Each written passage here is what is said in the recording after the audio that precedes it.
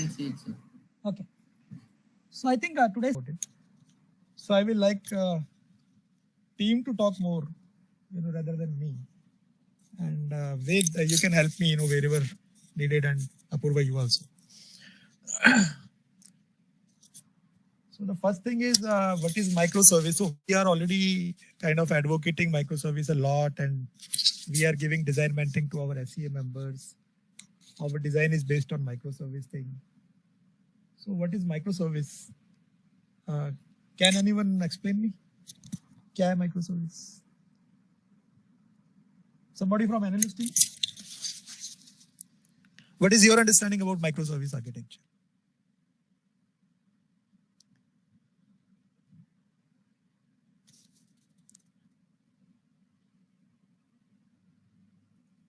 Aditi, Raghav.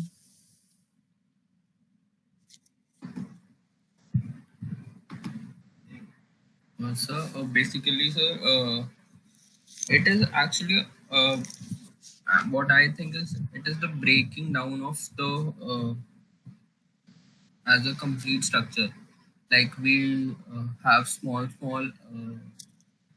modules, or we can say services that have their separate functions and work independently. Okay. और कुछ? Okay. Yeah, you are very close to that. तो पहली बात तो ये है कि microservice is a architecture style. There are lot of architecture styles.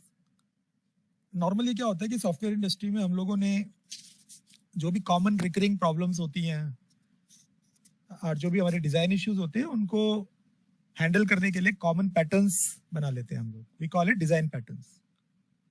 और to solve certain typical business problems, we adopt certain way of defining the architecture.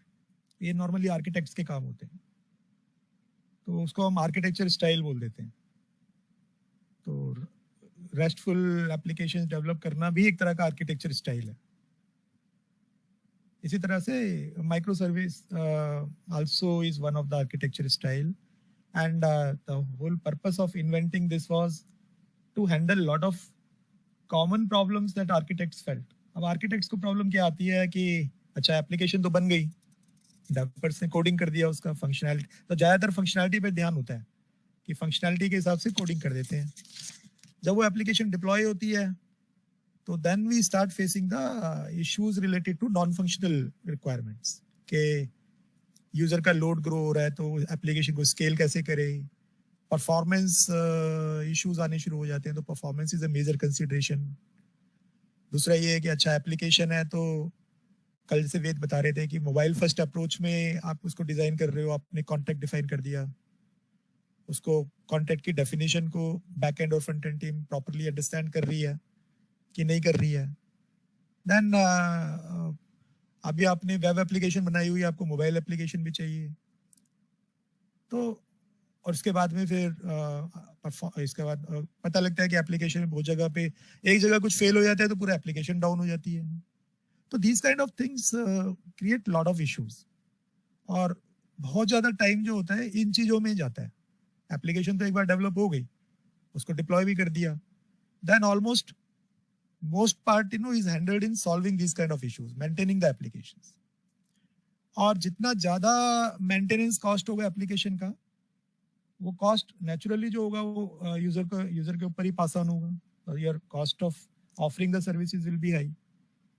तो if you can handle these issues which are well known issues in your design, तो lot of problems can be solved. तो in a short जितना important functionality होती है उतना ही important non functional requirements होती हैं. तो फिर आर्किटेक्चर में फिर इन प्रॉब्लम्स को ध्यान में रख के चेंजेस किए गए कि अच्छा क्या पैटर्न होना चाहिए, how we can address these scalability issues, performance issues. तो करते करते माइक्रो सर्विस आर्किटेक्चर तक हम लोग पहुंच गए. माइक्रो सर्विस आर्किटेक्चर बेसिकली क्या होता है कि जैसा राघव ने बताया कि पहले मोनोलिथ में क्या होता था कि एक ही एप्लीकेशन होती थी, उसके अंदर मॉड्यूल बना लेते थे. मॉड्यूल इंडिपेंडेंटली तो रन कर नहीं सकते थे, पूरा एक एप्लीकेशन के अंदर ही वो 6-7 मॉड्यूल होते थे. रजिस्ट्रेशन एक मॉड्यूल होता था, appointment is another module, billing is another module. तो टिपिकल पैटर्न यही होता है कि लॉगिन किया, एप्लीकेशन में लॉगिन हो गए, अब ये सारे मॉड्यूल 1 बाय 1 करके दिख रहे हैं मेन्यू के अंदर. टैब में जाके अपॉइंटमेंट टैब्स क्लिक कर दिया तो अपॉइंटमेंट का पेज खुल जाएगा, उस पर अपॉइंटमेंट करना शुरू कर देंगे. देन बिलिंग का, इसी तरह से रजिस्ट्रेशन का. तो ये कॉमन स्टाइल था कि पूरी एप्लीकेशन एक सिंगल एप्लीकेशन की तरह बना दी. Then over the time we realized कि instead of creating the whole application as a single monolith, monolith का मतलब होता है mono mean single, lith generally stone से वर्ड आता है, तो इस stone hard application, single code base है, उसी में सब कुछ बना हुआ है, सिंगल डाटाबेस है, सिंगल ही टेक्नोलॉजी है. तो बजाय एक सिंगल एप्लीकेशन बनाने के, if you can develop multiple services, small services, and each service is kind of independent of other service which can run in its own process, and there is a easy way of communicating between the services. तो वो ज्यादा easy way है ना. तो उसका benefit क्या होगा कि मान लो आपने अपॉइंटमेंट एक अलग एक मॉड्यूल बना दिया, एक अलग सर्विस बना दी, बिलिंग एक अलग सर्विस बना दी, और दोनों इंडिपेंडेंट सर्विसेज हैं और आप उनको कम्युनिकेट करा रहे हो जहां भी जोड़ते हो उनकी. तो you can either use appointment itself as a different product. एक ऐप आपने बना दी जो सिर्फ अपॉइंटमेंट कर रही है प्रेप्टो की तरह. कहीं पर आपको बिलिंग मॉड्यूल यूज कराना है तो आपने बिलिंग मॉड्यूल सेल कर दिया. तो बिजनेस पॉइंट ऑफ व्यू से these are all independent modules, और टेक्नोलॉजी पॉइंट ऑफ व्यू से these are all independent services. तो जरूरी नहीं है कि सारी सर्विसेज को एक ही सर्वर में डाला जाए. You can have different servers, you can have each service will have it's own database. तो जनरल बॉटलनेक जो आता है परफॉर्मेंस का, वो डाटाबेस पे आता है, क्योंकि we can load balance the application, we can load balance the web server, लेकिन डाटाबेस तो एक ही रहता है ना. तो जो भी रीड कर रहे हो, राइट कर रहे हो, वो एक ही डाटाबेस से कर रहे हो. तो अल्टीमेटली जो भी परफॉर्मेंस स्लोनेस आती है, this is because of the database. अब अगर आपका ऐसा हो जाए कि different applications have their own independent databases, तो वो भी प्रॉब्लम सॉल्व हो जाएगी. बिकॉज अगर किसी एक एप्लीकेशन पे ज्यादा लोड है, उसका डाटाबेस अलग है, तो बाकी एप्लीकेशंस को इम्पैक्ट नहीं कर रहे हैं. And then you can create multiple instances of the application, same application का. तो मान लो कि आपका बिलिंग मॉड्यूल बहुत ज्यादा यूज हो रहा है, लैब मॉड्यूल सबसे ज्यादा यूज होता है हॉस्पिटल में, तो लैब के आपने 2-3 इंस्टेंस क्रिएट कर दिए.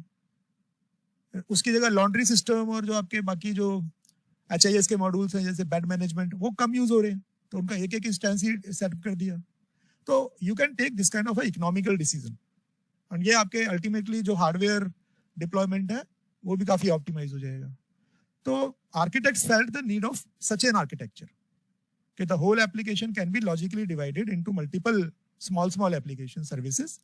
Each service could run in its own process and they could communicate to each other. तो माइक्रो का मतलब होता है मिनी, बहुत छोटा service. So micro service word आ गया यहाँ पे कि भाई instead of creating the whole module, you identify the business domain functionality जो independently रन कर सके. तो ये जो पार्टीशन है बिजनेस फंक्शनैलिटीज का, इंडिपेंडेंट कॉन्टेक्स्ट जो होता है उनका, तो ये हमारा डोमेन ड्रिवन डिजाइन कहते हैं इसको. कि इसमें डोमेन ड्रिवन डिजाइन में वी आइडेंटिफाई कि what are the set of functionalities which can work independently.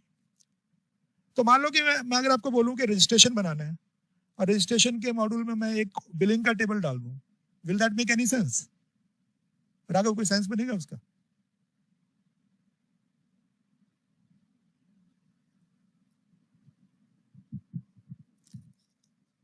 Hello.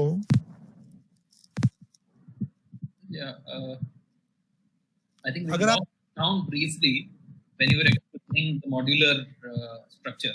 So modular की क्या shortcomings हैं? वहाँ पे we lost your sound. So okay. So am I audible now? yes, you are audible completely. Yeah, okay. So I'm just asking one thing कि micro service में क्योंकि हमने modular approach follow की होती है कि we have divided the different modules into independent services. And these independent services can run in different processes. तो different process में run कर सकती है, तो you can deploy them independently. And these services can communicate to each other. तो हम कैसे पता लगाएंगे कि सर्विसेज को कैसे ब्रेक डाउन करें? मतलब what is a way of separating these services? तो उसके लिए we follow the domain driven design principle.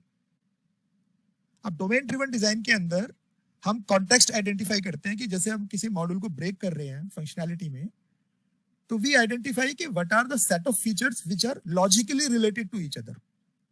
जो भी आपको लगेगा कि ये इससे लॉजिकली रिलेटेड नहीं है, वो उस बाउंडेड कॉन्टेक्स्ट में नहीं आएगा, उस पार्टीशन में नहीं आएगा. तो मैं एक क्वेश्चन यहाँ ये पूछ रहा था राघव से, एनालिस्ट टीम से, कि सपोज कि आपको पेशेंट रजिस्ट्रेशन या अपॉइंटमेंट की फंक्शनैलिटी बनानी है और उसमें मैंने कुछ टेबल्स ऐसी भी डाल दी जैसे ओपीडी बिल, पेमेंट, रिसिप्ट. कोई सेंस बनेगा क्या उसका? उसका कोई सेंस नहीं बनेगा, क्योंकि बिलिंग मॉड्यूल जो है वो बिलिंग मॉड्यूल की फंक्शनैलिटीज में आपको बिल टेबल या इनवॉइस टेबल या रिसिप्ट टेबल ये सब चाहिए. रजिस्ट्रेशन की फंक्शनैलिटी या अपॉइंटमेंट में आपको इन टेबल्स की रिक्वायरमेंट नहीं है. This is not logically related to each other. So normally जब आप डाटाबेस को पार्टीशन कर रहे हो, सर्विसेज को पार्टीशन कर रहे हो, तो you only consider the features which are logically related to each other, which can work like a single unit. अगर रजिस्ट्रेशन है तो उसमें सारे फीचर रजिस्ट्रेशन वाले होने चाहिए, चाहे वो टेम्परेरी रजिस्ट्रेशन है, वेब रजिस्ट्रेशन है, आपका EMPI के साथ आप इंटीग्रेट कर रहे हो, बल्क रजिस्ट्रेशन है. ये सारी फंक्शनल फीचर्स ओनली रजिस्ट्रेशन के हैं. आपको कैश बिल या क्रेडिट बिल या रिफंड ये फीचर्स नहीं डालने इसके अंदर, because these are not related to registration. So this way of decomposing of the application into logical units, this is based on domain driven design.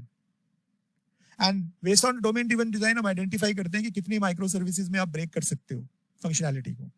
So each functionality should be logically one self-contained unit जिसको आप independently run कर सको. अब इन सारी applications को आप अगर deploy करते हो, मान लो जैसे ये फिगर देख रहे हो, तो you have a registration service, you have a visit service, you have a order service. तो जो भी आप चैनल यूज कर रहे हो इनको एक्सेस करने के लिए, तो इधर you are using some kind of a web browser, you are using any mobile और एनी IoT डिवाइस और एनीथिंग. वहां से जब आप कम्युनिकेट करोगे तो you will make the rest call. तो जैसे कल वेद ने बताया था कि रेस्ट वेब सर्विस वे होता है, तो बैक एंड डेवलपर जो होता है वो एक ओपन API बेस्ड स्पेसिफिकेशन दे देगा, फ्रंट एंड जो उसके हिसाब से वो डेवलप कर लेंगे. Front end can be anything, वो मोबाइल भी हो सकता है, वेब भी हो सकता है. अब रेस्ट API आएगी, आपकी जो कॉल आएगी, तो API gateway is one server which receive all the calls, चाहे वो रजिस्ट्रेशन की कॉल हो, चाहे विजिट की कॉल हो, चाहे ऑर्डर सर्विस की कॉल हो. तो there is one single server which is receiving all the calls. और ये सर्वर जो होता है फिर ये कॉल को डिस्ट्रीब्यूट करता है अलग अलग माइक्रो सर्विसेज के लिए, depending on the end points. अब ये एंड पॉइंट क्या है? तो जैसे आपने जो भी माइक्रो सर्विस बनाई है, HTTP, server name, port, slash, अब आपने लिखा स्लैश करके रजिस्ट्रेशन, तो ये जो स्लैश रजिस्ट्रेशन होगा तो इससे ये registration is the service name actually. तो पता चल जाएगा कि ये रजिस्ट्रेशन सर्विस के लिए ये कॉल है. आपने स्लैश ऑर्डर कर दिया तो ये स्लैश ऑर्डर सर्विस के लिए कॉल है. तो इस तरीके से गेटवे जो है, जो API गेटवे में बता रहा हूँ, तो API gateway receive all the services calls and depending on the end point ये कॉल किसके पास जानी है वो डिस्ट्रीब्यूट कर देता है कॉल्स. और बैकएंड में आपकी ये जो कॉल्स हैं ये अलग अलग सर्विसेज हैंडल कर रही है. तो इसी तरह से रजिस्ट्रेशन सर्विस एक अलग माइक्रो सर्विस बना दी आपने, विजिट अलग बना दी, ऑर्डरिंग अलग बना दी, and they are kind of they can be deployed on different containers. तो डॉकर और कुबरनेट वगैरह जो हम SEA टीम को बताते हैं, तो this is a way of deploying the micro services on separate server nodes. तो उसके लिए पूरे डब्बे तो नहीं लेने की जरूरत हमें, तो we can partition the server into dockers. और ये सारी सर्विसेज एक दूसरे कम्युनिकेट कर सकती हैं जहां भी जरूरत होगी उनको. तो अगर पेशेंट विजिट सर्विस को पेशेंट का रजिस्ट्रेशन नंबर चाहिए या पेशेंट ID चाहिए, तो पेशेंट ID उसको मिल जाएगा. तो ये सारा जो कम्युनिकेशन होगा that is through the message queue. I will explain more. दूसरा काम हमने ये किया है कि जो हमने डिजाइन डेवलप किया है, तो उसमें माइक्रो सर्विसेज का जो डाटा मॉडल हमने डिजाइन किया है, तो डाटा मॉडल मैंने आपको बताया था पिछली क्लास में कि it's a logical way of designing the database. तो जब भी आप कोई बिजनेस प्रॉब्लम एड्रेस कर रहे हो, सॉल्व कर रहे हो, उसमें कितनी टेबल्स, कॉलम्स, क्या क्या डाटाबेस बनेगा, क्या टेबल्स बनेगी, तो that is actually the design of the database. तो अब क्योंकि हर माइक्रो सर्विस का अलग अलग डाटाबेस है, तो रजिस्ट्रेशन माइक्रो सर्विस में ओनली रजिस्ट्रेशन से रिलेटेड टेबल्स आएंगी, अपॉइंटमेंट माइक्रो सर्विस में ओनली अपॉइंटमेंट से रिलेटेड टेबल्स आएंगी, सो ऑन। और इन टेबल्स के जो फील्ड्स एंड कॉलम्स हैं वो हमने एमडीडीएस के बेस पे लिया हुआ है, तो वो डिफाइन करता है कि what is the type, what is the size, what is the format, वो हमने एमडीडीएस डाटा मॉडल से लिया है। तो ऐसा करते हैं तो हमारा स्टैंडर्ड कंप्लाई हो जाता है माइक्रो सर्विसेज के अंदर। जहां जहां पर भी हमारे टर्मिनोलॉजी स्टैंडर्ड्स आते हैं, आईसीडी 10 या आपका स्नोमैड या जो लॉइंक है, तो वो टेबल से हमने आइडेंटिफाई कर ली है। तो when we are giving this design to SCA members, already the standards are incorporated in that design. And ultimate outcome क्या होगा इसका? तो अल्टीमेट आउटकम होगा it will be a highly scalable, resilient and configurable design. तो normally this is the kind of thing that is expected कि आपका कॉन्फ़िगरेबल product होना चाहिए जो आप डिफरेंट टेनेंट्स के लिए, कस्टमर्स के लिए कॉन्फ़िगर कर सको विदाउट एनी कोड चेंज। सिर्फ पैरामीटर्स को चेंज करके अगर कॉन्फ़िगरेशन हो सकती है तो this should be the easy way. And then scalable, कि अगर आपका लोड इंक्रीज करता है या डिक्रीज करता है तो आपकी एप्लीकेशन ऑटो स्केल कर सके। एंड रेजिलिएंट, रेजिलिएंट मींस अगर कहीं फेलियर होता है, किसी पोर्शन में फेलियर, कोई पर्टिकुलर सर्विस अगर डाउन होती है, it should not impact your complete application. There should be the graceful way of handling the errors. So in a short, if somebody asks you what is microservice, so microservice is a architecture style. It is a combination of loosely coupled independent services which can run in their own independent processes, and they can talk to each other using web services, REST web services generally. So any question here on this slide? Analyst team? No, sir. No, sir. ठीक है। अब ये जो graph है ना, ये software architecture का evolution show कर रहा है 1960 से लेके और आज तक का। तो बहुत पहले शुरू में तो मेन फ्रेम कंप्यूटर्स हुआ करते थे, आज भी होते हैं, बैंकिंग के अंदर मेन फ्रेम टेक्नोलॉजी यूज होती है आज भी। तो बड़े बड़े वो जनरली वो बैच प्रोसेसिंग और बहुत कुछ, मतलब इस तरह का OLTP ये सब करते हैं। This was a very very old technology. उसके बाद में फिर पीसीज डेवलप हो गए, छोटे छोटे कंप्यूटर्स आ गए, तो उसके हिसाब से क्लाइंट सर्वर एप्लीकेशन बननी शुरू हो गई। तो क्लाइंट सर्वर में यू हैड ए क्लाइंट, ज्यादातर उस टाइम में विजुअल बेसिक या फॉक्स प्रो ऐसे हुआ करते थे बहुत पहले, तो थिक क्लाइंट होता था, एप्लेट वगैरह जो वेब एप्लीकेशन वो एप्लेट में रन करती थी। और एक आपका एक पोर्शन होता था प्रोग्राम जो उसको सर्विसेज को हैंडल कर रहा होता था, जहां लॉजिक लिखा होता था, इसको हम सर्वर बोलते थे। क्लाइंट को यहाँ पर यूजर साइड का आपने स्क्रीन बनाया होता था और वहां पर फंक्शंस कॉल होते थे सर्वर साइड से। तो क्लाइंट सर्वर टेक्नोलॉजी आई।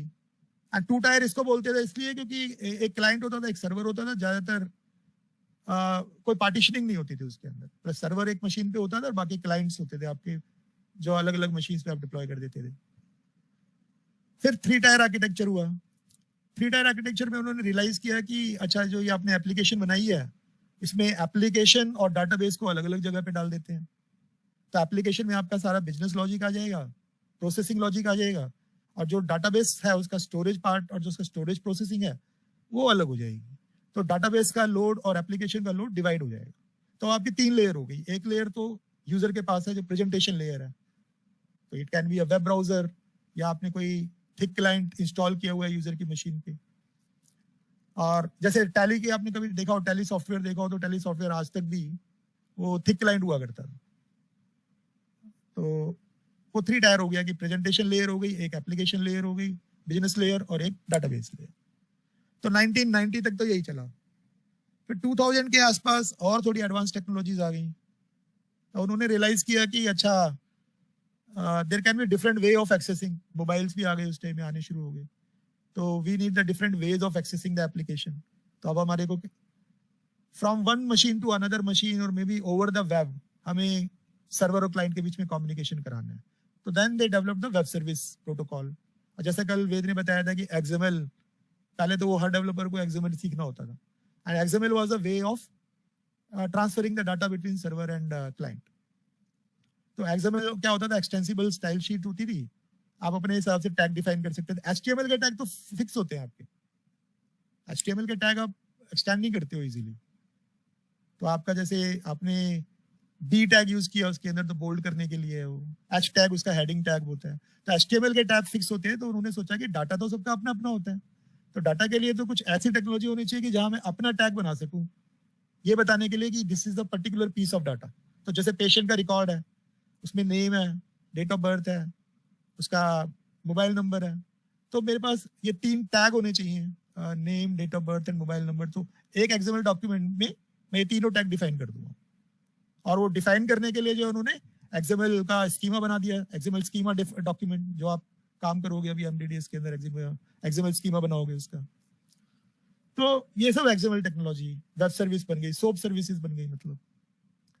फिर ओवर द टाइम, जैसे कल वेद ने बताया था कि सोप सर्विस काफी हैवी होती थी, XML काफी बल्कि होता था, तो बैंडविड्थ का प्रॉब्लम आता था, और दो मशीन्स के बीच में कम्युनिकेशन करने की जो टेक्निक थी पहले, कोरबा या आपका जो EJB पैटर्न था, वो काफी कॉम्प्लेक्स था। तो डेवलपर का ज्यादातर टाइम लॉजिक में कम लगता था, ये मैनेजमेंट और ओवरहेडिंग में ज्यादा लगता था। तो इसको सॉल्व करने के लिए फिर उन्होंने देखा कि अच्छा, कोई वेब सर्विस का वे है जो HTTP आपका जनरल वेब होता है, इंटरनेट होता है, तो HTTP प्रोटोकॉल पे वेब को कैसे ट्रांसमिट कर सकते हैं। तो रेस्ट सर्विस डेवलप हो गई, उसमें जेसॉन आ गया। JSON is a light weighted JavaScript version, तो उसको हम यूज कर सकते थे। It was a client server interaction, state transfer. तो ये सब करते करते अब जब वेब सर्विसेज बना, तो देन दे आइडेंटिफाइड कि जो बिजनेस लॉजिक है, जो भी बिजनेस फंक्शनैलिटी है एप्लीकेशन की, that should be developed using the contracts. जैसे कल वेद ने कवर किया था कि एक बैकएंड टीम होती थी, एक फ्रंट एंड टीम होती थी, तो दोनों के बीच में एक कॉन्ट्रैक्ट पे एग्रीमेंट हो जाता था कि अच्छा, मैं आपको ये फंक्शन। तो फॉर एग्जांपल, आप अगर वेब कभी गूगल पे जाके सर्च करो web service, weather SOAP web service को ऐसे करके सर्च करो, तो बहुत सारी आपको ऐसी वेब सर्विसेज मिल जाएंगी जिसमें वेदर से रिलेटेड जो भी आपको डाटा चाहिए उसकी फंक्शंस अवेलेबल होंगे, और ये सर्विसेज आप अपने एप्लीकेशन में इंटीग्रेट कर सकते हो, तो वेदर से रिलेटेड इंफॉर्मेशन आपको मिल जाएगी। तो बेसिकली कॉन्ट्रैक्ट क्या है कि contract is kind of exposing the functionality as the methods, कि आप मेरे को ये मेथड्स आपके पास अवेलेबल होंगे, इन मेथड्स में आप रिक्वेस्ट ऐसे भेजो तो रिस्पांस ऐसे भेजेगा। जो वेद आपने कल बताया था कि उसके लिए भी फिर स्वैगर आ गया, ओपन API 3 आ गया, वो सब डॉक्यूमेंटेशन है, प्योरली डॉक्यूमेंटेशन। तो जितना डॉक्यूमेंटेशन स्मूथ होती जाएगी, एम्बिग्यूटी आपकी कम होती जाएगी, एंड लैक ऑफ अंडरस्टैंडिंग थोड़ी कम होती जाएगी। बट अल्टीमेट गोल यही है कि आपको ये बताना है कि इतने फंक्शंस में आपको दे रहा हूं, हर फंक्शन में ये रिक्वेस्ट पैरामीटर है और ये रिस्पॉन्स आपको मिलेगा। और जो ये डॉक्यूमेंट जो आप दे देते हो किसी को, तो ये कॉन्ट्रैक्ट स्पेसिफिकेशन है, इसी को हम ओपन API स्पेसिफिक, अगर आपने ओपन API यूज किया है तो ओपन API स्पेसिफिकेशन। तो सोआ में एक लेवल और चला गया कि अगर आपके पास डिफरेंट सर्विसेज हैं, तो हाउ यू कैन ऑर्केस्ट्रेट दो सर्विसेज, क्योंकि अभी कोई भी बिजनेस प्रोसेस होता है, उसमें प्रोसेस में बहुत सारे टास्क होते हैं। तो जनरली क्या होता है कि टास्क में बहुत सारी एक्टिविटीज होती हैं। अब कुछ एक्टिविटी तो ऐसी होंगी जो सिस्टम करेगा ऑटोमेटिकली, कुछ एक्टिविटी होगी जो मैनुअली होगी। तो फॉर एग्जांपल, एक जूनियर रेडियोलॉजिस्ट ने एक रेडियोलॉजी का रिपोर्ट लिखा और उसने उस रेडियोलॉजी रिपोर्ट को सेव कर दिया। तो जो सेव पार्ट है, that is a system task. System में आपने कुछ लॉजिक लिखा होगा जो उसको सेव करेगा, डाटाबेस में सेव करेगा। उसके बाद में आपने कहा कि सीनियर रेडियोलॉजिस्ट को रिव्यू करेगा, तो सिस्टम क्या करेगा कि उसको सेव करेगा और सीनियर रेडियोलॉजिस्ट की टास्क लिस्ट में वो टास्क दिखा देगा, मतलब उसको असाइन कर देगा। ये काम सिस्टम कर रहा है। अब उसके बाद में जो सीनियर रेडियोलॉजिस्ट है वो उस रिपोर्ट को ओपन करेगा, उसको व्यू करेगा और उसको ऑथराइज करेगा। ये मैनुअल काम है। तो मैनुअल काम तो ह्यूमन बीइंग को ही करना है। जब वो उसको रिव्यू कर लेगा, अगर कोई चेंज करना है तो वो चेंज कर देगा, नहीं तो फाइनल कर देगा। जब वो फाइनल करेगा रिपोर्ट को, तो that report will be finalized. तो this is a workflow. यहाँ पे दो एक्टर्स इन्वॉल्व हैं, दो यूजर्स इन्वॉल्व हैं, एक जिसने रिपोर्ट बनाई है और एक जिसने रिपोर्ट रिव्यू की है। And there is a process. अब हो सकता है कि वो रिव्यूअर जो है उसमें अपने कमेंट्स लिख के वापस भेज दे कि भाई इसमें ये चीज करेक्ट करो, या हो सकता है कि उसको अप्रूव कर दे। तो there are different processes involve in that. तो सर्विस ओरिएंटेड आर्किटेक्चर में क्या था कि सिस्टम के सारे टास्क जो है वो सर्विसेज की तरह यूज कर रहे हैं, and there are some human task also, and there is a work flow. Business logic जो है आपका वर्क फ्लो में डिस्ट्रीब्यूटेड है। तो सोआ was kind of maintaining all this thing. तो उसमें था कि सारे सर्विसेज जो थी आप बाइंड कर सकते थे, एंड देयर वाज ए बस आर्किटेक्चर, और बीच में आपको जो भी बीपीएम करना है, जो भी आपको डिफरेंट ऑर्केस्ट्रेशन करनी है, कोऑर्डिनेशन करना है सर्विसेज का, वो सब आप इसमें कर सकते हो। तो सोआ आर्किटेक्चर फाइनेंशियल डोमेन में बहुत सक्सेसफुल हुआ, बैंकिंग सेक्टर में आज भी यूज होता है।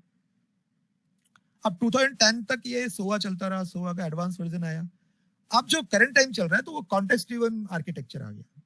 तो जो भी सोआ की कॉम्प्लेक्सिटीज हैं, जैसे सोआ में आज भी जनरली हम एक्सएमएल सोप फॉर्मेट्स यूज करते हैं, तो आप क्योंकि रेस्ट आ गया है, जेसॉन आ गया है, and we want to make, अब मोबाइल एप्लीकेशन ज्यादा आ गई हैं, मोबाइल पर एक्सेस करें, मोबाइल पर अगर एक्सएमएल करेंगे तो वैसी बैंडविड्थ का प्रॉब्लम बहुत रहता है इंडिया में। तो वी नीड द एडवांस सोआ जिसमें सोआ के सारे फीचर्स होने चाहिए but in a light weighted manner. तो उसे सॉल्व करने के लिए अब माइक्रो सर्विस है। तो micro service is also one kind of सोआ। तो जो हमारा एफर्ट है माइक्रो सर्विस डिजाइन लाने का, वो ultimately it is to introduce the SOA into the medical domain, health domain, जो आज तक कभी हुआ नहीं। अभी हेल्थ केयर जो है उसमें सब मोनोलिथ बनती है आज भी एप्लीकेशन। फाइनेंशियल सेक्टर में एप्लीकेशन स्टैंडर्डाइज्ड हैं, प्रोसेसेस वेल डिफाइंड हैं, दे आर सोआ ड्रिवन एप्लीकेशंस। लेकिन हेल्थ केयर में अभी सब अपने अपने हिसाब से लॉजिक लिख देते हैं, कॉन्फ़िगरेबिलिटी 0 है, कुछ भी चेंज करना होगा तो कोड लेवल पे जाके चेंज होगा, कोई कुछ टेक्नोलॉजी यूज कर रहा है, कोई कुछ कर रहा है, कोई स्टैंडर्ड नहीं है। तो to start that standardization and to introduce a SOA, micro service is the attempt. And then it address other things also, कि क्लाउड फर्स्ट आपकी अप्रोच कैसे हैंडल करेंगे, मोबाइल फर्स्ट कैसे करेंगे। So I will talk more about that. तो इस graph के हिसाब से जो 2020 के टाइम पे वो आप this context driven architecture, this is a micro service architecture, this is the latest architecture. अब ये तो सेंस नहीं बनता ना कि अगर आज हम कोई आर्किटेक्चर इंट्रोड्यूस करें तो पुराने वाला कोई, क्योंकि पुराने आर्किटेक्चर में इश्यूज बहुत हैं। So this is an attempt to solve all the problems with the new architecture. Now अभी स्लाइड में you can see the comparison between the traditional application जो लोग डिजाइन करते हैं, मोनोलिथ आर्किटेक्चर, और जो करंट सो आर्किटेक्चर हम लोग micro service based architecture recommend कर रहे हैं। तो मोनोलिथ क्या होता है, ये आपके टॉप लेफ्ट साइड में दिख रहा है आपको। हमेशा 3 चीजें होती हैं। एक तो प्रेजेंटेशन लेयर आप कैसे बनाते हो, कि आपने मोबाइल के लिए प्रेजेंटेशन बनाई है या आपने वेब के लिए बनाई है। So you have a presentation layer जिसको यूजर इंटरफेस कहते हैं। एक आपका प्रोग्राम्स होते हैं जहाँ पर आप बिजनेस लॉजिक लिखते हो, जब प्रोग्रामिंग कोडिंग करते हो कि जो भी आपको बिजनेस रूल्स डिफाइन करने हैं, वो आपका पार्ट आएगा। और तीसरा पार्ट आपका होता है डाटा एक्सेस लेयर, जो डाटा के साथ आप रीड एंड राइट करते हो, डाटा को टेबल्स में से डाटा एक्सेस करना या टेबल्स में स्टोर करना, वो पार्ट होता है। एंड फाइनली आपका डाटाबेस होता है। तो normal monolith architecture is the left hand side thing, जहां पर आपके ये 3 लेयर्स हैं जो डाटाबेस से इंटरेक्ट कर रही है। सारा जो लॉजिक है वो एक ही सिंगल एप्लीकेशन में आपने लिखा हुआ है। Micro service architecture is the next box, जिसमें आपने ये ऑरेंज कलर के जो बॉक्सेस देख रहे हो, तो आपने क्या किया कि पूरी एप्लीकेशन को लॉजिकली ब्रेक डाउन कर दिया, ब्रेक कर दिया कि ये मॉड्यूल्स बनेंगे इसके अंदर। And each module you developed as a separate micro service. Each micro service has its own database, and user interface जो है वो आपकी माइक्रो सर्विसेज से इंटरेक्ट कर रहा है, माइक्रो सर्विसेज डाटाबेस से इंटरेक्ट कर रही है, एंड माइक्रो सर्विसेज आपस में भी इंटरेक्ट कर रही है। So this make the complete program. अब जब वो आपस में कम्युनिकेट कर रही है तो उस कम्युनिकेशन को आप कंट्रोल कर सकते हो using some kind of workflow engine और समथिंग। तो कॉन्फ़िगरेबिलिटी वाला फीचर आ जाएगा आपका। अब इसी को थोड़ा सा और डिटेल में दिखाने के लिए राइट साइड के बॉक्सेस दिखाए हुए हैं।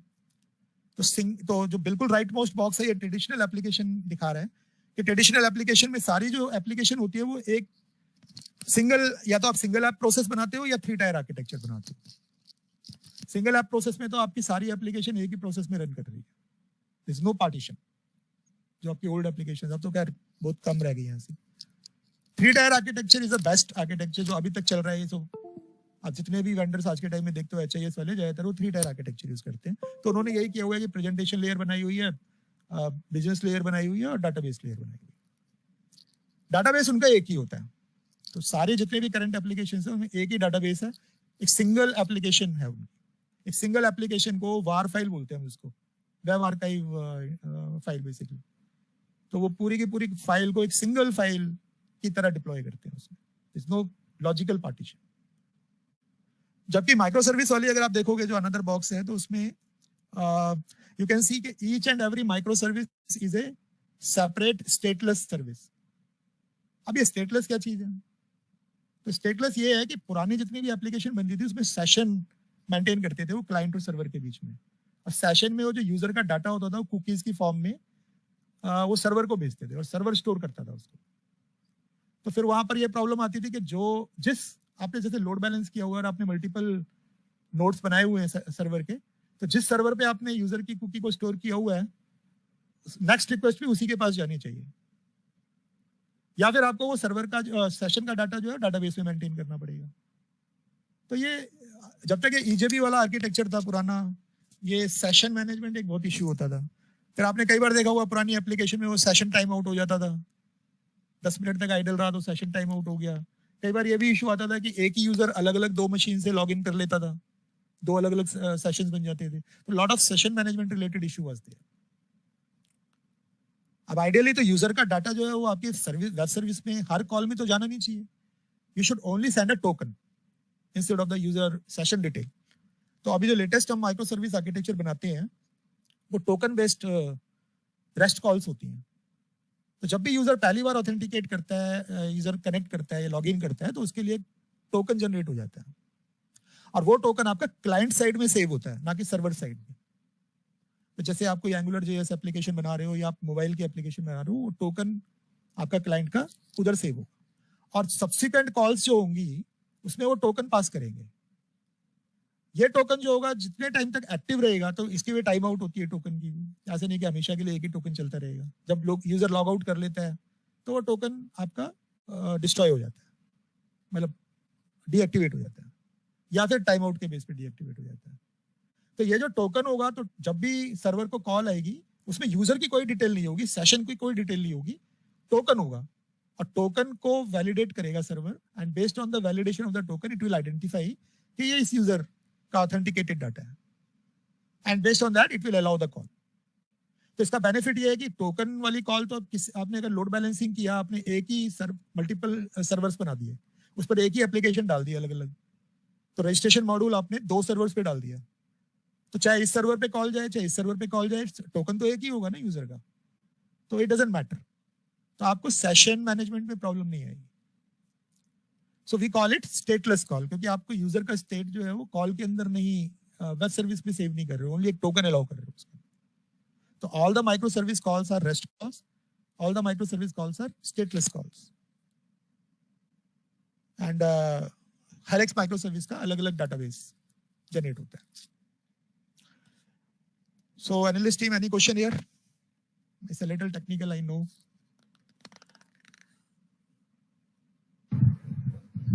सर एक बार स्टेटलेस वाला थोड़ा सा आप एक बार दोबारा बता पाएंगे? देखो, आप इसको एक मोटे तरीके से समझो कि सर्वर में सबसे पहले यूजर लॉगिन करता है। जब यूजर लॉगिन करता है तो पुराने टाइम में क्या होता था, एक सेशन क्रिएट हो जाता था between the client and the server. अब सेशन की जो भी डिटेल, तो सेशन में यूजर का डिटेल होता था कि ये यूजर है, ये आईपी एड्रेस है, यहाँ से कॉल आ रही है, इतने टाइम पे ये इनिशिएट हुआ है, तो ये सारी डिटेल सर्वर सेव कर लेता था। अब जब तक ये सेशन मेंटेन रहता था क्लाइंट और सर्वर के बीच में, आपकी कॉल्स होती रहती थी। जब सेशन आपने कई बार देखा होगा बैंकिंग एप्लीकेशन में, आज भी बैंकिंग एप्लीकेशन में आप बैंक की एप्लीकेशन खोल के बैठ जाओ और बाकी कुछ करते रहो, थोड़ी देर बाद पता लगेगा कि उसमें एक मैसेज आ जाएगा, time out, session time out, है ना। तो ये सेशन टाइम आउट, क्योंकि आज भी बैंकिंग एप्लीकेशन ज्यादातर जो है स्टेटफुल सर्विसेज से बनती है, जेएसपी या कुछ यूज करते हैं, और सेशन की डिटेल जो होती है वो कॉल्स के बीच में जाती है। तो जब आपका सेशन टाइम आउट हो जाता है और अगर आप दोबारा से कोई एक्टिविटी करने की कोशिश करोगे तो वो रिजेक्ट कर देगा उसको, तो आपको दोबारा से लॉग इन करना पड़ेगा। लेकिन इसमें प्रॉब्लम्स होते थे आपकी लोड बैलेंसिंग करने में, और आपका फिर स्टेट का डाटा, यूजर का डाटा सेशन सर्वर साइड में स्टोर होता था, तो सेशन मैनेजमेंट से रिलेटेड बहुत सारे इश्यूज होते थे। स्टेटलेस आर्किटेक्चर में क्या होता है कि यूजर का कोई भी सेशन नहीं बनता, यूजर के कोई भी सेशन की डिटेल वेब सर्विस में सेव नहीं होती। तो आप मल्टीपल कॉल्स कर रहे हो वेब सर्विस की, उसमें कुछ यूजर से रिलेटेड सेशन का डाटा नहीं होता, उसमें आपका एक्चुअली जो आपका रिक्वेस्ट है, जो रिक्वेस्ट आप भेजना चाह रहे हो, JSON भेजना चाह रहे हो, वो होती है। तो फिर आपके पास कुछ तो होना चाहिए ना ये पता लगाने के लिए कि राघव ने भेजा है और ये अदिति ने भेजा है या आकृति ने भेजा है। तो वो instead of sending the detail, session detail, they send A small token. अब ये JWT टोकन होता है या OAuth एप्लीकेशन में होता है, OAuth का टोकन होता है, एक्सेस टोकन होता है. तो एक टोकन यूजर का टोकन भेजते हैं. ये टोकन यूजर को मिलता है जब वो ऑथेंटिकेट करता है. जब यूजर आप लॉगिन करते हो एप्लीकेशन में, उस टाइम में आपका एक टोकन जनरेट हो जाता है. क्लाइंट साइड में आपके पास वो आप टोकन रख लोगे और उसके बाद में हर बार जब आप एप्लीकेशन उसका कॉल करोगे सर्वर को, तो वो टोकन साथ में हेडर में भेजोगे. अब उस टोकन के बेस पर सर्वर वैलिडेट करता है कि this is the authenticated user, logged in user. अगर टोकन नहीं भेजोगे तो वो रिजेक्ट कर देगा रिक्वेस्ट को. तो this is the stateless call. तो आप ये लेके चलो कि माइक्रो सर्विस आर्किटेक्चर में हम कोई सेशन नहीं बनाते, ज्यादातर हम कोई सेशन नहीं बनाते. हम नॉर्मली एक टोकन बेस्ड ऑथेंटिकेशन करते हैं उसमें. और बताओ राघव, और क्या?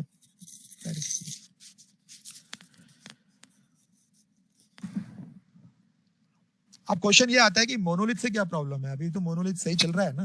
नहीं, देखो चल तो सकता है, कोई इशू नहीं है, टू बी वेरी ऑनेस्ट. लेकिन जो करंट प्रॉब्लम्स है वो करंट प्रॉब्लम्स हमेशा रहेंगी. And I can very well tell कि आज के टाइम में डेवलपमेंट कॉस्ट से कई गुना ज्यादा मेंटेनेंस कॉस्ट होती है एप्लीकेशन की. If people are happy with that, fine, no problem. क्योंकि अल्टीमेटली तो बिजनेस फंक्शनैलिटी यूजर को चाहिए, कैसे भी बना लो आप उसको. बट जितना ज्यादा मेंटेनेंस कॉस्ट होगी उतना ही ज्यादा कॉस्ट यूजर को बियर करनी पड़ेगी उस सर्विस को बाय करने के लिए. You will pass on the cost to the user. So अगर आपको लो कॉस्ट एप्लीकेशन बनानी है तो आपको मेंटेनेंस कॉस्ट को भी लो करना पड़ेगा. सो मोनोलिथ में क्या होता है कि मोनोलिथ में आपकी एक ही एप्लीकेशन है, उसमें ये आप सारे मॉड्यूल हैं. यूआई आपका एक ही है, अपॉइंटमेंट, रजिस्ट्रेशन, बिलिंग, ये सब एक ही सर्वर पर है, एक ही सिंगल डाटाबेस है. तो पहली बात तो ये है कि आपका डेवलपमेंट बहुत स्लो होता है, क्योंकि आपने नॉर्मली कोई फीचर बनाया, वो बिलिंग के अंदर किया, बिलिंग में आपने कुछ चेंज की, नई फंक्शनलिटी बनाई. जब आप उसको सर्वर पे डिप्लॉय करोगे तो पूरा का पूरा डिप्लॉयमेंट यूनिट तो एक ही होता है. तो आपको पूरा डाउन टाइम लेना पड़ेगा और पूरा आपका एप्लीकेशन डिप्लॉय होगा. और कई बार तो ऐसा होता है कि नई डिप्लॉयमेंट में पुराने चलते हुए फीचर भी चेंज हो जाते हैं. तो उसके लिए पूरी रिग्रेशन टेस्टिंग करनी पड़ेगी. तो हम इसको बोलते हैं रिग्रेशन टेस्टिंग. तो एक तो टेस्टिंग होती है जो नए फीचर्स बनाए उसकी, पर जो पहले से आपके चल रहे हैं फीचर, जो क्रिटिकल फीचर्स हैं, वो भी तो टेस्ट करने पड़ेंगे ना आपको, कि वो कहीं रुक तो नहीं गए चलने. और रिग्रेशन टेस्टिंग की जरूरत इसलिए पड़ती है क्योंकि एक ही प्रोग्राम यूनिट होती है, उसी में यहाँ कुछ चेंज किया उधर कुछ चेंज हो जाएगा. ग्लोबल एक ही डाटाबेस है, और most of the time the scope of the variable भी इतने ग्लोबल होते हैं कि यहाँ कुछ चेंज करो तो वहां कुछ चेंज हो रहा है, डेवलपर को भी नहीं पता होता.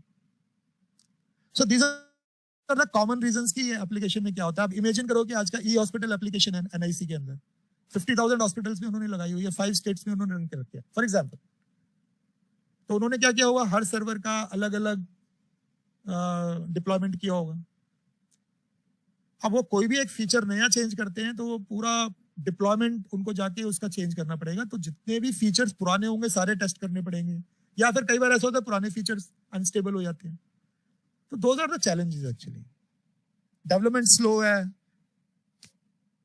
पूरा का पूरा आपको बिल्ड करना पड़ेगा. This is what I am trying to say, कि अगर एक छोटा चेंज भी करोगे तो फुल टेस्टिंग करनी पड़ेगी, फुल डिप्लॉयमेंट करनी पड़ेगी, फुल रीबिल्डिंग करनी पड़ेगी.